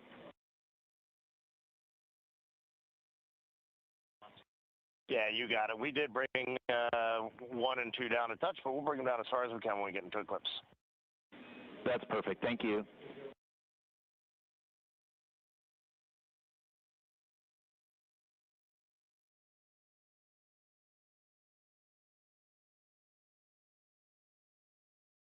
You said they doing it for the clicks. 1, booster ignition, and liftoff. The crew of Artemis II now bound for the moon. Humanity's next great voyage begins. Good roll pitch. Roger, roll pitch. Houston now controlling the flight of integrity on the Artemis II mission around the moon. Integrity, AMT high. AMT high. And welcome to NASA's Artemis II post-launch news conference. I'm Bethany Stevens, Senior Advisor and Press Secretary, and I will be your moderator today. I am joined by Administrator Jared Isaacman, Associate Administrator Amit Kshatriya, Acting Associate Administrator for the Exploration System Development Mission Directorate, Dr. Lori Glaze, and Director of Flight Operations, Norm Knight. Administrator Isaacman will give opening remarks, and then we will open the floor to questions. If you are dialing in to be with us here today, please press *1 to get in the queue. And with that, Administrator. Thanks, Bethany. Good evening, everyone. So today, April 1st, 2026, 6:35 p.m., NASA's Space Launch System rocket lifted off the pad with 8.8 million pounds of thrust, carrying the Orion spacecraft and the Artemis II crew out to Earth orbit and beginning America's grand return to the moon. Now, about 51 minutes into the flight, during a planned handover between satellites, the Orion spacecraft underwent a communications issue, leading to a temporary partial loss of comms. The uplink from Capcom to the crew was being heard by the crew, but we cannot hear the responses for a brief period of time. There were no issues with the vehicle itself. Comms with the crew have been restored. We're actively working the issue, and we'll keep you informed. The Orion spacecraft has successfully separated from the core stage, and its solar arrays have been deployed as planned. Soon, the crew will execute the apogee raise burn, placing the spacecraft into a stable, high Earth orbit as we prepare for the translunar injection and the journey into cislunar space. NASA astronauts Commander Reed Wiseman, pilot Victor Glover, mission specialist Christina Koch, and Canadian Space Agency mission specialist Jeremy Hansen are safe, they're secure, and they're in great spirits. We will continue to monitor their health and the status as we move into the next phase of the Artemis II mission. So after a brief 54-year intermission, NASA is back in the business of sending astronauts to the moon. We have arrived at this point through a sustained effort, a national commitment, and the work of thousands across the agency, our industry partners, and our international allies. I want to personally thank the ground crews, pad controllers, the entire workforce here at Kennedy Space Center. This mission belongs as much to you as it does to the crew. The crew is now in the capable hands of Mission Control Houston, the Johnson Space Center, where teams will guide Orion through each phase of the mission with the same discipline and precision that has brought us to this moment. We've certainly been here before. We know the challenges ahead. We have a lot of checkouts to get through before TLI. And when, if all goes well, everything is go, Artemis II will be moonbound. You have our commitment to keep the public as informed as possible on this historic mission. And we will celebrate when we will hold our celebration until this crew is under parachutes and splashes down off the West Coast of the United States. So with that, we will open this up to questions, and we will start here in the room if we have any takers. We'll start right up here. Congratulations to all of you on a successful launch so far. My name is Jim Siegel. I'm with Florida Media Now, and I'm curious about when the astronauts will have their first meal on this mission. And secondly, is somebody on the Earth here, back in Houston or somewhere, keeping track of what they eat during this entire mission? And how do they go about doing that? Do they tell them what to eat, or do they kind of select what they want? What do you think? Well, let's see. I'll jump in on this one. Well, what I'll tell you is they do have planned meals. Okay, so they have a planned meal today. I will tell you they're very busy.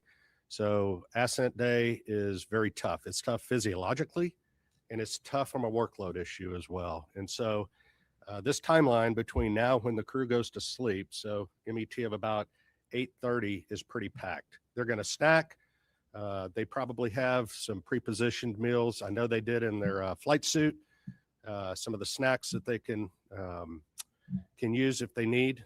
But I will also tell you that flight day 1 and flight day 2, you might not feel like eating a lot, and that's just part of it. Your body is acclimating to 0G. Your physiology is transitioning from a 1G environment to 0G, and it takes a little bit of adapting. So right now they're working hard. They are doing what they need to do. They sound great on the loops. That was really a good signal to us that they're feeling well. But just know that that's part of the equation, when they get on orbit. As far as the food being tracked, yes, we have a food lab, and we have folks at the Johnson Space Center tracking what they eat, the nutrition, the calories. It makes a difference. They do this on Artemis. They do it on Space Station as well. So we're well versed in that. We want to make sure that they're healthy, and we also want to make sure we know what they're doing, what they're eating, so we can also track that and make sure that they don't need any supplements or anything additional. We'll head over to Joey.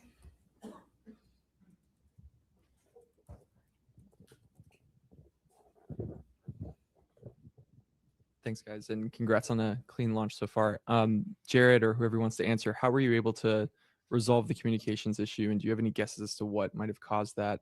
And was there any part of the mission so far that appeared off nominal, or is everything looking good? Just curious to hear how things are going on that. Thanks.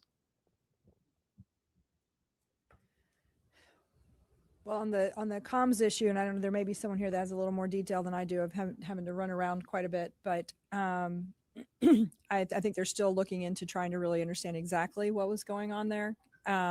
But it's restored, which is important. I think it was during handover to Tejas West. Sometimes that's squirrely ground configuration. You gotta get that right. So hopefully that's what it is. But we'll chase it down. But they were able to recover. They had intermittent forward and return links, so the burns that they needed on board it was never an issue. It was unusual for it to be dropped out for a couple minutes. So that's what we're telling you. We had a controller issue with the toilet when they spun it up, so we got to work through that. That's going to take maybe a few hours to troubleshoot. So there was also a water tank valve. There's 4 water tanks on Orion. There's a crossover valve that connects the 2 gangs of tanks. It's supposed to be open to ensure maximum flow. It was closed during ascent. When you shake the thing, things like that happen. So they're going to reset the valve. And then they had a recurrence of on Artemis 1, we had a latching current limiter failure on a piece of electronics, a transient failure when it gets exposed to radiation. They took 1 hit of those. We took about 24, 25 of those during Artemis 1. Again, normal, the onboard fault detection cleans that up, but we're just getting started, Joey. This flight test and a lot of what we're doing here is exactly this, trying to test out all of the things that require the crew interaction, right? And so we anticipate to have a lot of these. Well, that's what we're here for, work through them. Sawyer. Apogee rays burn. Go. So they're going to stay in space. Sawyer. Thank you, Sawyer Rosenstein, NSF. I noticed that the slide wire baskets happened to deploy during launch. Was that something that was expected? And can you give any initial reports, at least what you've seen from the cameras, of how the mobile launcher is doing, given the hope to be able to quickly turn it around? Yeah, you have something on the baskets. I can talk about the turnaround. The baskets they're supposed to get out of the way. That's part of the plan. So otherwise they take plume loads, and we don't like that. So I can tell you on the mobile launcher, our team has already been looking at a lot of the imagery that we have that was taken both during and after, and assessing that, trying to get the condition. We've got teams, I believe, going out there. They might already be out on their way to take a real look. Some of the good things that we've seen relative to Artemis 1, one of the issues we had was that the water that was supposed to be spraying down the launch pad, so that there were some issues there that didn't happen. We saw a lot of corrosion. the water was working, so things were getting washed down. We're still also going to remove some of the parts so that we can do some of that cleaning to make sure we don't have those corrosion issues. We haven't seen evidence of things like after Artemis 1, like the elevator doors were blown off. We haven't seen that. We're optimistic, but we got to get out to the pad. We got to look. We did a lot of changes after Artemis 1, trying to harden the systems so that we can turn it around faster. We do anticipate there will be some items that'll need to be replaced. It's a pretty violent environment. But we're hopeful that that's minimized, and as soon as we have more information on that, we'll definitely let you guys know where we stand and how quickly we think we can get it turned around. Thanks. Lauren?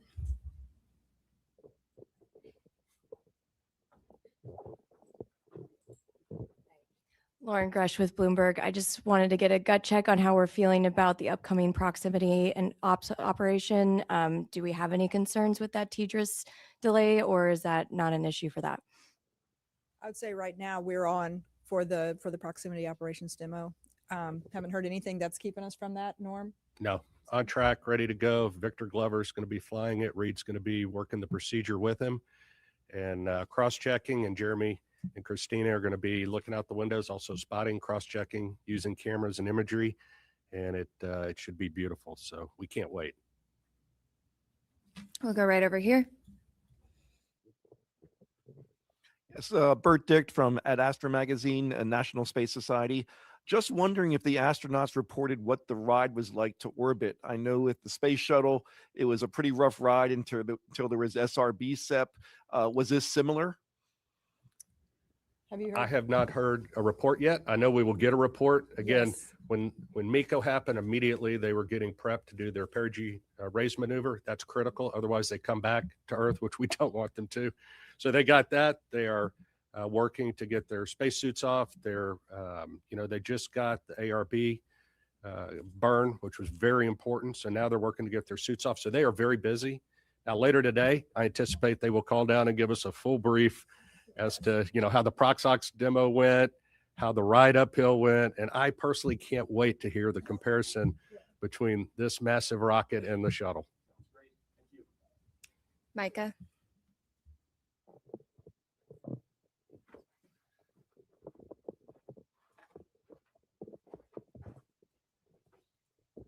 Thanks, Bethany. Micah Maidenberg, Wall Street Journal. Maybe for the administrator, I'd like to ask you, I know we're early on here, how you're thinking about success for this mission, defining success, a lot of tests ahead.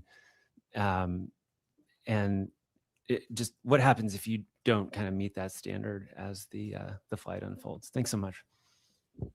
Well, I mean, What does that even mean? Success is undershoots in the water safely after a 10-day mission duration. So no early off ramps there.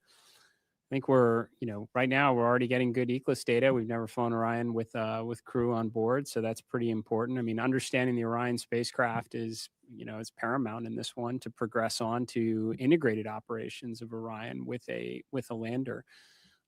Every day we're getting data. It says, it was mentioned from the get-go, this is a test mission for sure. No crew have ever ridden this before.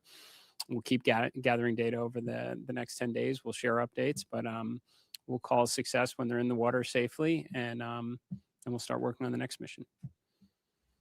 Jackie? Right here. Sorry if I missed it. I just wanted to check in on the status of the perigee and apogee burns. Are those both finished at this point?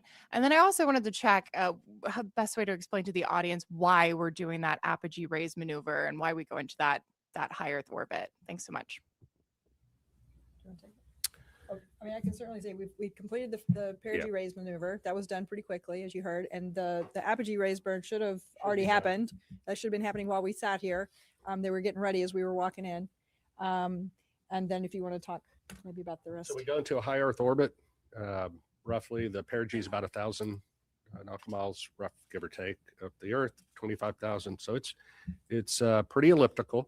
That's getting us, everything we do is getting us set up for the translunar injection burn. And so it's getting these burns. It's all converging down to what we call TLI. So we got to get the ECLIS system checked out. We got to make sure we have a redundancy. We got to make sure these burns go off where they should go off and get Orion and the SM configured exactly where it needs to be. So when it comes around and it's time for the translunar injection burn, off we go.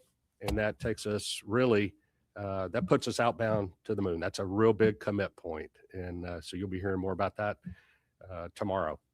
Might mention it not only sends us outbound to the moon, but it also sets us up for the gravity Exactly. assist Gravity that brings assist us all the back. way So back. we are set all the way Yes. once we make that burn. Go right back here.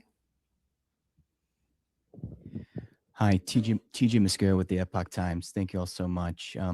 Something that hasn't been really talked about is that the Space Launch System predates the Artemis program, okay, going all the way back to 2011. So 15 years really invested in this. And just how does it feel to finally see it, launch with the human crew on board? Yeah, I mean, right now, like I said, we're focused on the next 10 days. But I mean, I'll tell you, I'm incredibly proud of the folks that worked on this machine for as long as they did. And one thing we didn't talk about earlier was, one of the big objectives is getting the organization and getting our qualification standards and getting our certification rigor up to the standard for crewed flight. That's a big, even though the mission is a complicated mission, moving the entire organization to a mindset of thinking about risk in the right way to fly crew is a big deal.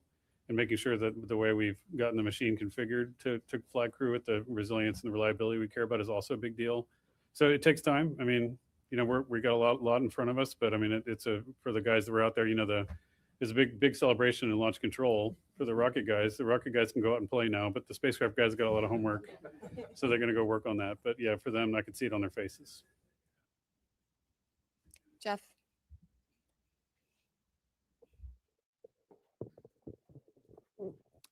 Jeff Faust of Space News. During the countdown, we heard controllers working through a few issues, one with the flight termination system, one with the launch abort system battery, and it sounded like there was a brief telemetry dropout. Wonder if you could provide a little bit more details about those issues and how you resolved them relatively quickly. Yeah, so Jeff, the FTS issue was we were doing an end-to-end test. We typically have to confirm that we can get a signal from the range to the machine and then back.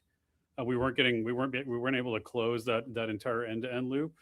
But the guys at the range, they were really quick on their feet. They swapped to a different range receiver, which is a slightly different heritage, but has the same fundamental algorithms on it. And they were able to switch over to that and able to confirm a good end-to-end signal, which is really clever. We had thought about getting a receive-only box that we had in the VAB and shipping that over to Patrick quickly so they could do it, but they were able to fix it on the fly over there. So that was good. And once we knew we could confirm the end-to-end loop of that command, then we didn't need that receive. We don't need to do that test more than once. We just need to verify the commands get on board. And so once we confirmed that command was there, then that we met all of our public safety risk. For the launch abort system, we had a battery, so 2 batteries, several temperature sensors on both batteries. We had one poke out of family. We want to make sure all of them are tracking within certain limits. But we could confirm, given the locations of the temperature sensors, where they are on the battery itself, that the reading was instrumentation, because there wasn't a credible physics-based explanation for why that sensor would be that far high. It was an order of magnitude off scale high from the rest, and so we're able to quickly vote that sensor out. So that was two of the major issues. But again, the team, this is what the training is for. This is what the practice is for, is to go into those things and knock them out quickly. So He talks like really well. we're supposed to know what's going on. Like, sure. I noticed there was a lack of public address announcing outside, and there was a lot of going back and forth when we realized there were some issues and we had to go back inside to find out, or we had to have our phones. Why was there no public address system available with loudspeakers outside? I'm not sure what you're referring to. We're not sure what issue you're talking about the public address. Okay. Available to people outdoors, and I thought that was a lacking. We'll take a look into that. We'll definitely look into that. I wasn't aware that happened. So thank you for that information. That's new, and we'll definitely look into it.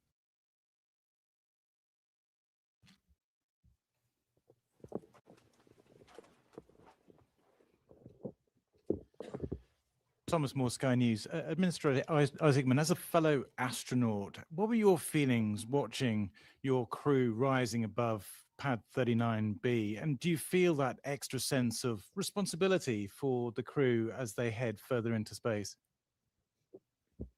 I certainly felt that it would be, just from, I guess, my perspective in it, that I don't know, it is far less stressful to be strapped into the rocket than to be responsible for it here on Earth.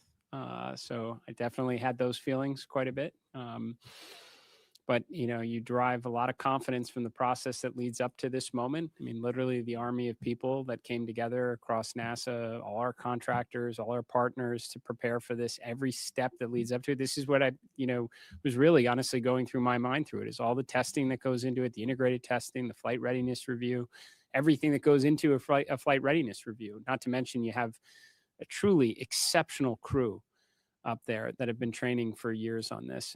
That gives you the confidence to undertake this mission, especially knowing the implications that it is part of a much bigger program. This is America and our partners' return to the moon, and we're trying to do it this time to stay. So, incredibly important mission. Certainly felt the pressure of it, but it was relieved, you know, based on the confidence we have in the team here at NASA and everyone who contributes to it. Thank you for the question. We'll come right up here.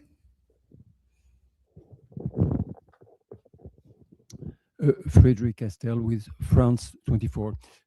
First, of course, congratulations to NASA for the grand return to the moon.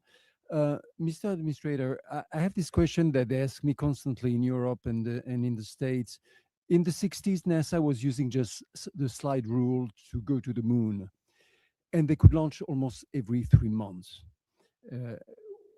Of course, they had more money probably, but what happened in 50 years? Why is it so difficult to make it again? What has changed? Thank you. Well, for sure, we knew. Look, it's a very fair question. I know a lot of people ask it, not just in your country, but here in the United States. Certainly, financial resources are part of the equation. NASA's budget, if I recall, was somewhere between 4 and 4.5% of the discretionary budget during the space race. About a quarter percentage of that today. And I mean, to be very honest with you, I think competition is a factor in this as well. You know, it's a great way to, you know, mobilize the resources of a nation and concentrate on something extremely challenging. And that's what we did in the 1960s. And I think with absent some competition, we focused a lot on partnerships and all that we could do collectively with respect to science and discovery. But competition can be a good thing. And we certainly have competition now. I think that's why you're seeing us start to concentrate our resources back to the objective, and do it with a great coalition across the NASA workforce, our contractors, all our partners that have come together, our stakeholders in Congress and the administration who came here to witness this launch, is because they know we have competition, and this one's going to be close. And I think as a result, you're going to see a lot more progress, more so than you have in the, you know, since when this was originally conceived under Constellation. We're going to get back into the business of launching rockets on a regular cadence, and we're going to bring the world along with us. So. We're going to take a couple of phone bridge questions for just a moment. Reminder that you can join by pressing *1 to get into the queue. We're going to start with Will Robinson Smith from Spaceflight Now. Hi, thank you, Bethany, and congratulations everyone on a good mission so far. Question about the upcoming TLI burn tomorrow. At what point during the day will the team conduct a poll on readiness to proceed into the TLI? And what are the main criteria that you'll be assessing to make that final determination? Thank you. Okay, well, the TLI burn actually happens about the time that launch happens. So it's 1 day into the mission. So tomorrow, Eastern time, would be about 6:35-ish. Obviously, those burn times can change. So check that before tomorrow. But what are the teams looking for before TLI? We're looking to make sure that the life support systems work, that the vehicle's healthy, the life support systems have been checked out, they're ready to go. We assure that those are functional, because once we commit to TLI, they have to function. And so we want to make sure. So that's why we spend a day checking out the systems. Ascent is, you shake, rattle, and roll a little bit, the vehicle. You saw that today. And you can imagine what that does to the systems. The systems, though, are performing very well. We anticipate that they continue to, but we want to get some track record on them before we do that. We also want to make sure we have redundancy in the system for comm, for environmental life support, propulsion, those type things before we embark on that TLI mission. So that's what the mission control team in Houston will be doing tomorrow. Jeff Radigan and his team, as the lead flight director, will be well into that. The teams are well versed on it. They have trained for it.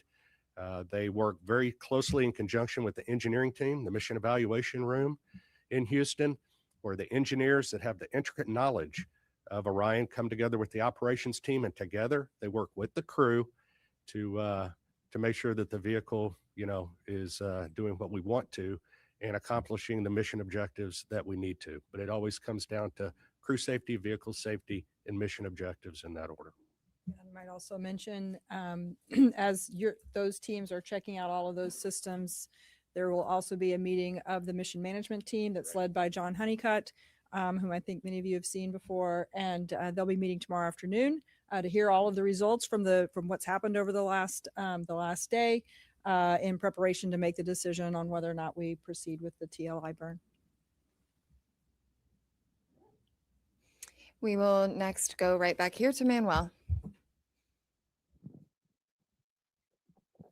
Thank you so much. Manuel Masante with Exploración Espacial. I understand that the CubeSats are going to be deployed like 5 hours into the flight. Is there any chance we're going to see live images of the deployment? And then when is the crew, I know they're super busy right now, but when are they going to start using the flywheel machine on its way to the moon when everything is more like... The second question was to do when they start doing the manual as far as... Flywheel machine.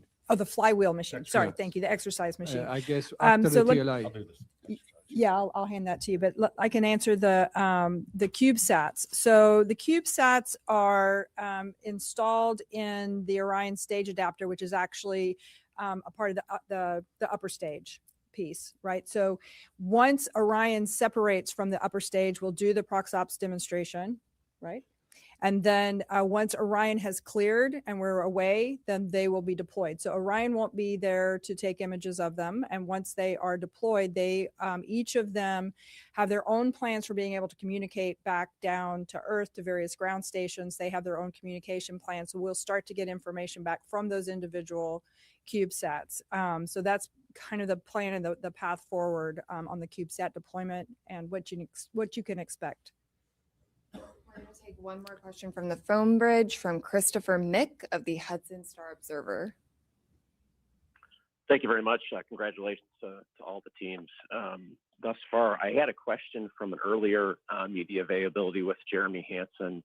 He made mention of if the mission launched on April 1st, they would be experiencing a lunar eclipse.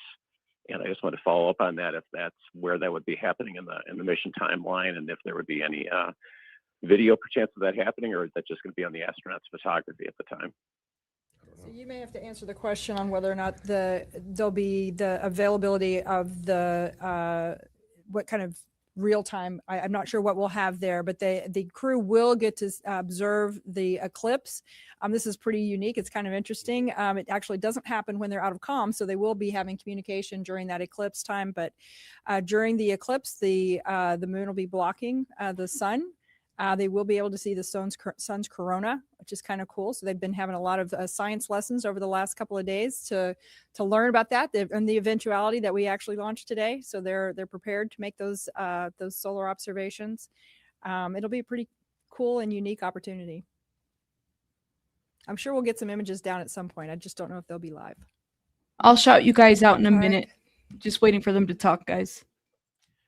Thank you very much. Tarek Malik with space.com for the administrator. There have been a lot of comparisons of Artemis II to Apollo 8, a pioneering mission daring that sent astronauts on an untested crewed vehicle around the moon.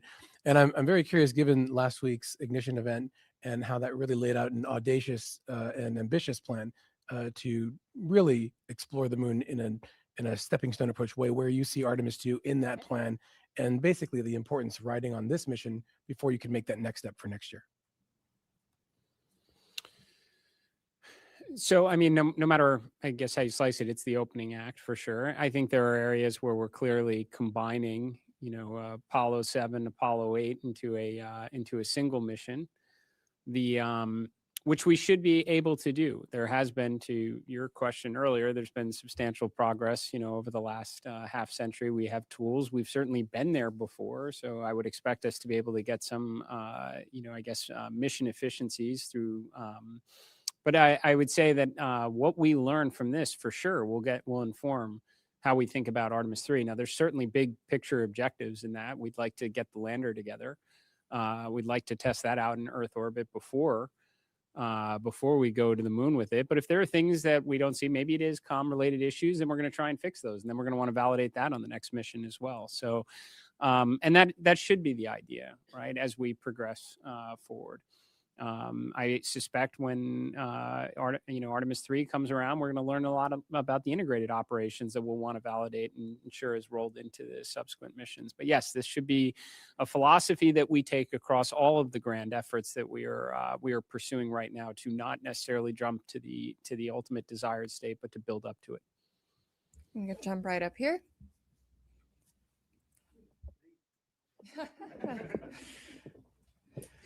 Hi, Richard Hollingham, BBC Future. Related to Apollo 8 in a way, really. I just wondered what plans had gone into a new Earthrise image. A lot has gone into the aspirational nature of this mission. Have you a plan? I assume you have a plan. What is the plan? Oh, go ahead. I do know that the teams have been looking at what the opportunities might look like. They've looked at the different launch dates. And so I know that they're really going to try to make that happen. I can't give you a confirmation on that yet, but stay tuned. My understanding is they have been equipped with additional camera imagery capturing, equipment. So we're going to do everything we can to try and make that happen. It'd be awesome. We're going to go right back here.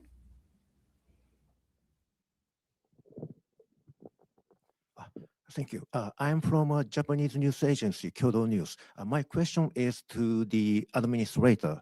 The United States and China are competing over moon development. What significance does today's launch have for the US and NASA? Thank you. Well, it's certainly an incredibly important step. I mean, this is the first crewed mission into this environment in more than a half century on a rocket that has never flown human beings before, along with a spacecraft. So it's incredibly important because we're going to learn an awful lot from this to inform subsequent missions. So yes, this is the beginning. I can tell you, having had an opportunity to speak with the Artemis II crew after the State of the Union address, we talked a lot about what we wound up sharing with the world at the Ignition event about adding additional missions, accelerating production, building out a moon base.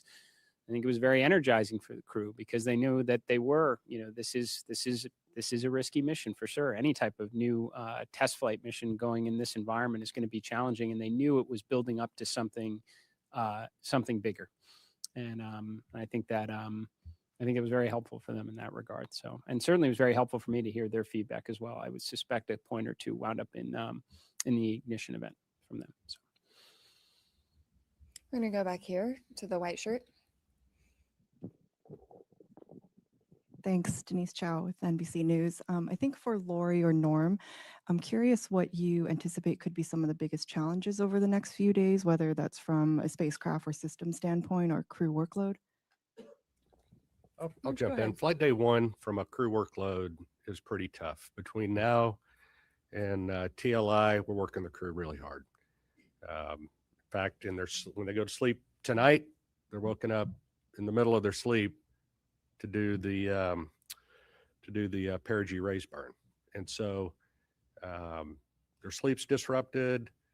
They're hitting on all cylinders. They may not be feeling well on top of that. So we know that flight day 1 and flight day 2 up to TLI is really good. We know it drops off then, and so going into this, we trained for that. We did simulations for this. We put the crew in exactly that state. Now, Oh we're my on God. orbit. They probably were feeling great, but we got a good gauge. Hey, are we working them too hard? And the mission control team is great because they're watching the crew constantly. They're watching their performance. And we also have a crew that's very good at saying, hey, enough's enough. And so together we will make certain that that we're doing everything in the best interest of meeting the mission objectives, making sure that we're not working the crew so hard that, you know, they make mistakes or something of that nature. And again, we work as a collective team going forward. So this is our best opportunity, and they may add more stuff to the timeline before it's all done, and they may take some stuff out if we need to, but we adjust all the time on those things. So that's leading up to TLI. That's probably one of the bigger challenges, making sure we get those done. I'm gonna go right up here. Hi, Robert Perlman with collectspace.com. For the administrator, you mentioned the 53-year hiatus, and in that time, now most of the world's population wasn't alive for Apollo, like I think you and me.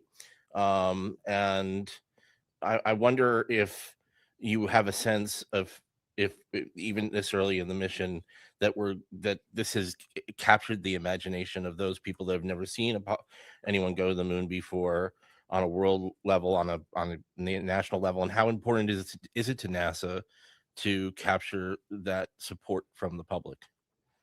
Yeah, I've said it many times. I absolutely, I think it's foundational for what we do here at NASA to inspire.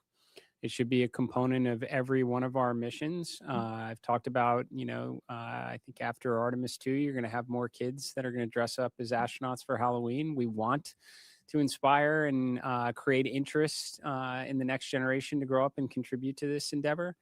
Now, how have we done so far in captivating the world's interest in America's return to the moon? I don't know. You have to tell me. We've been rather busy the last couple hours. I would say, and I felt this way going into it, that when we got down to T0, a lot of people would be paying attention. I suspect when some of the imagery starts to maybe come back from the moon, that's gonna further bring people into this story, right? And then we bring them home safely, and we start preparing for, again, the next chapter in the story. So, yeah, I think inspiration is extremely important. I think people, despite some of the commentary up to now, how many people really know we're going around the moon? I'm willing to bet right now a lot of people do, and I think we'll only draw in their interest further as the mission proceeds. I'm gonna go right here.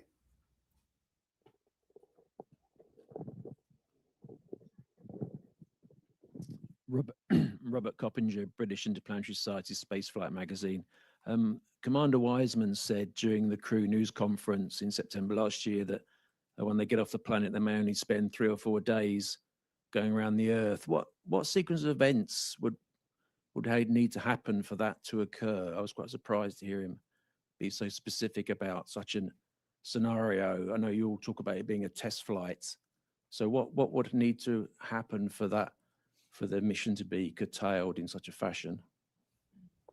I didn't cover the question. So I think the question had just confirm, it's kind of hard to hear, but the question is that the commander talked about one of the alternate missions where they maybe would stay in Earth orbit for 3 or 4 or 5 days. Yes, that sort of thing. What would need to happen? So for one that of to the occur? one of the scenarios that would have led to that is if for some reason during the launch that the SLS did not quite deliver us to where we needed to be, or the upper stage didn't deliver us to the orbit that we needed to be in.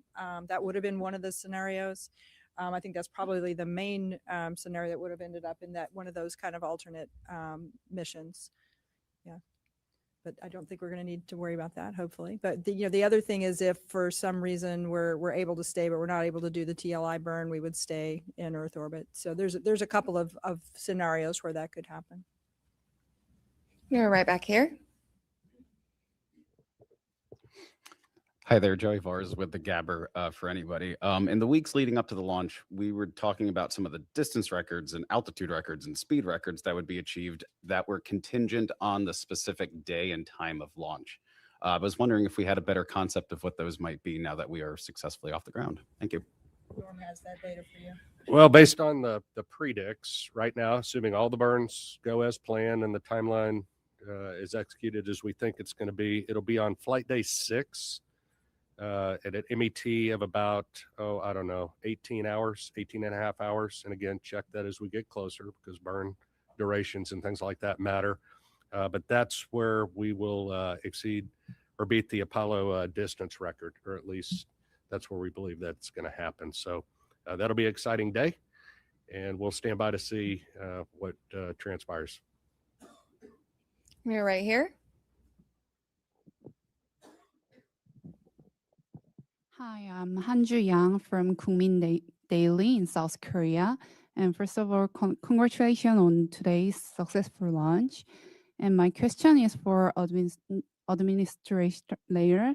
And this mission also carried a Korean satellite on board. From your perspective, why does a crewed lunar mission like Artemis II matter not just for United States, but for the global community? I think we say often that when we undertake these type of endeavors, we never go alone. We go with our international partners. We have a Canadian Space Agency astronaut that's on board this mission. We are carrying a lot of CubeSats from our Artemis Accords partners, and we are going to continue to do this going forward. JAXA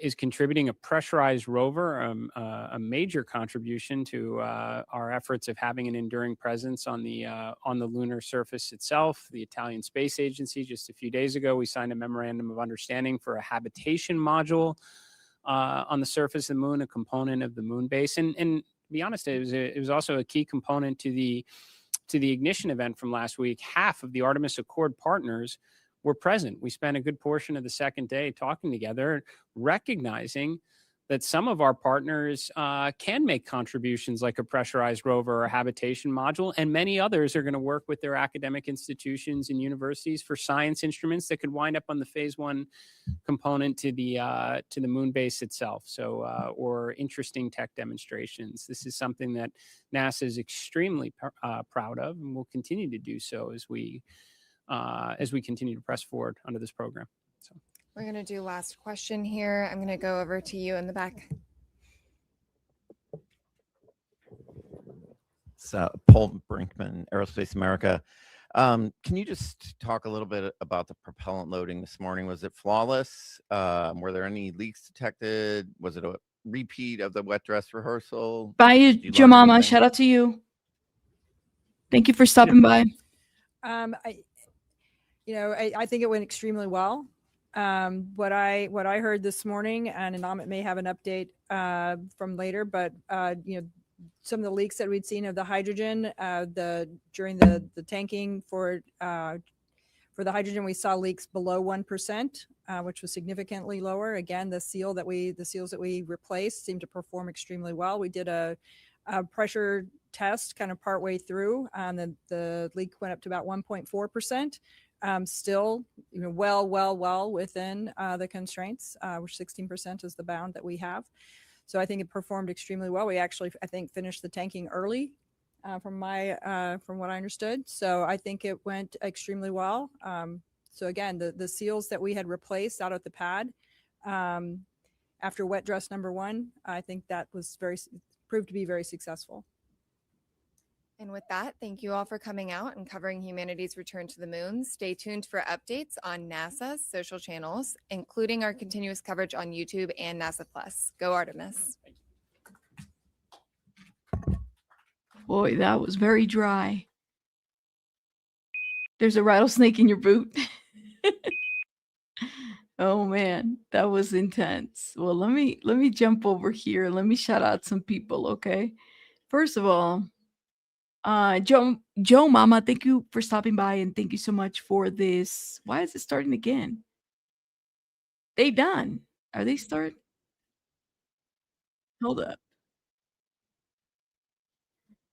Okay, sorry, I don't think they're starting again. I think they're done.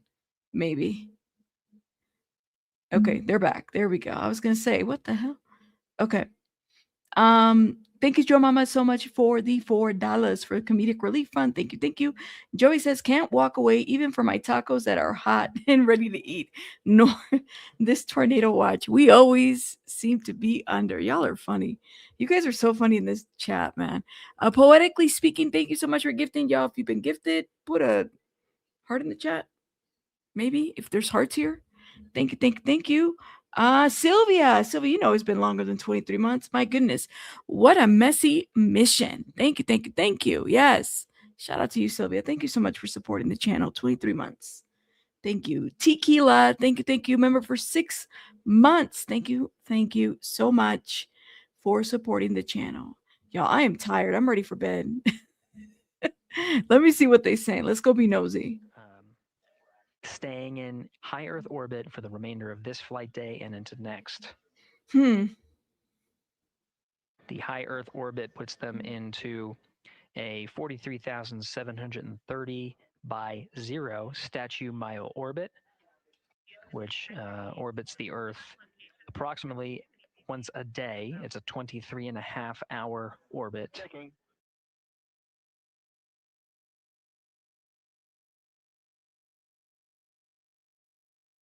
I know, so it's small talk At this to me. point, the crew is working through a number of steps to prepare for their first day in orbit, their first night. They have a number of activities coming up, including the proximity operations demonstration. Wow. Where Integrity will separate from the second stage. Integrity, those PCDs are located in Foxtrot 3 large.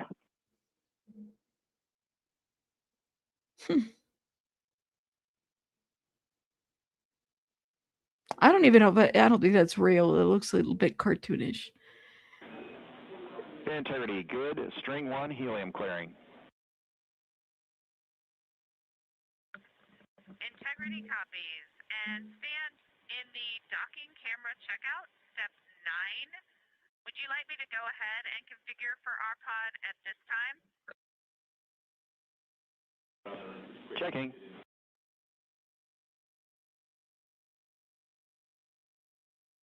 You know, it's quite the visual.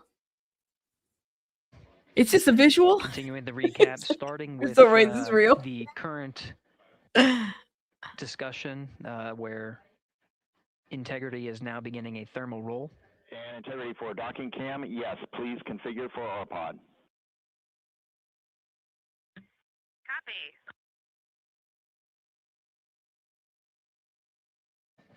Mission Specialist Christina Cook is setting up the docking camera ahead of the proximity operations demo for later today.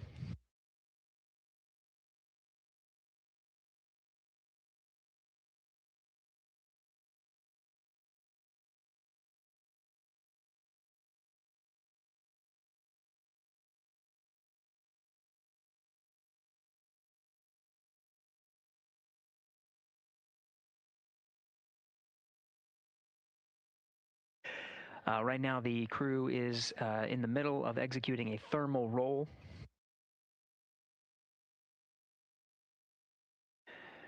This procedure allows for more even distribution of heating on the interim cryogenic propulsion stage, as well as the Integrity spacecraft.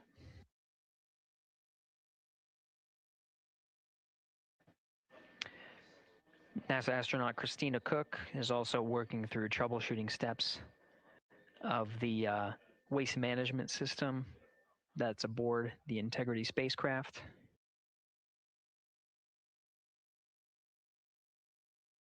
There's that would have been my The toilet fan is reported to be jammed. Oh Now no. The ground teams are coming up with instructions on how to get into the fan and clear that area to revive the toilet for the mission. Have a good night, Joey.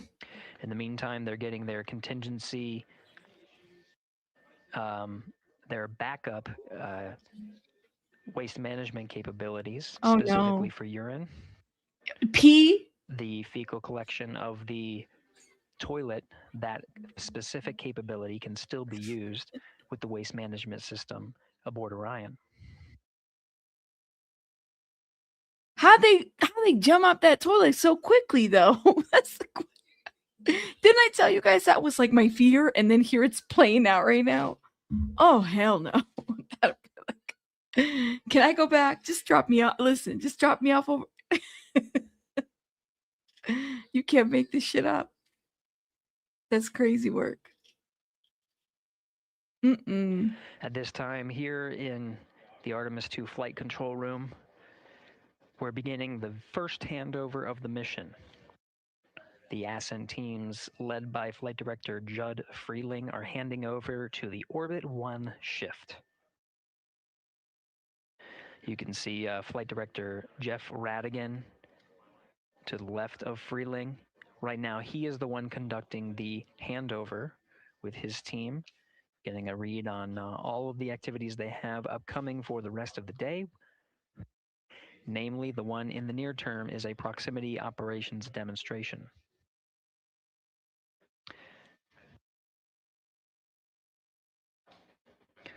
We are also anticipating a crossover of the tracking and data relay satellites.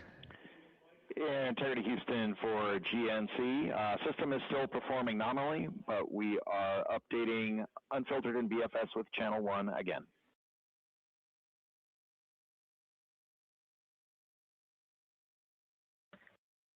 Integrity copies.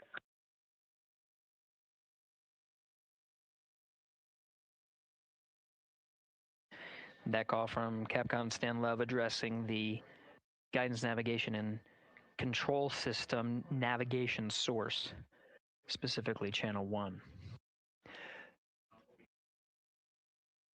Now, as part of handover to Flight Director Jeff Radigan to begin the Orbit 1 shift on Flight Day 1, they're preparing for the proximity operations demonstration.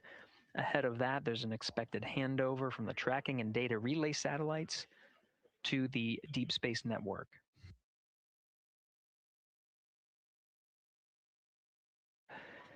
The successful execution of the apogee raise burn puts the crew in the high Earth orbit, which will take Integrity and its crew far from Earth, with the apogee being upwards of more than 43,000 miles. With the geosynchronous TDRS satellite network in a geosynchronous positioning around 23,000 miles, the crew of Integrity will pass the near-Earth network. With that, expected a little less than 24 minutes from now will be a transition from the TDRS to the Deep Space Network. Well, guys, the data rates gathered from the Deep Space Network may allow us to hop on board. Okay, I'm going to stop right here. The volume. Y'all continue watching on the NASA if you're interested. That guy's putting me to sleep. I can't even, it's very like, I'm about to go to bed, but I'm also tired too. Guys, thank you so much for joining. I wanted to kind of, spend some time with you guys, and I really appreciate it. I'm really tired. I'm ready for bed, and I got to go catch on some sleep because I don't feel like I got a good night's sleep last night. But anyways, thank you guys so much for joining. I'm going to end it now. Shout out to everybody. Thank you for those that supported today. You guys didn't have to, and you did. Thank you so much. This was fun. Shout out to y'all. You guys have a good night. Bye, guys. Continue watching. Hopefully nothing, hopefully everything goes smooth. Thank you, Mark. Bye, guys.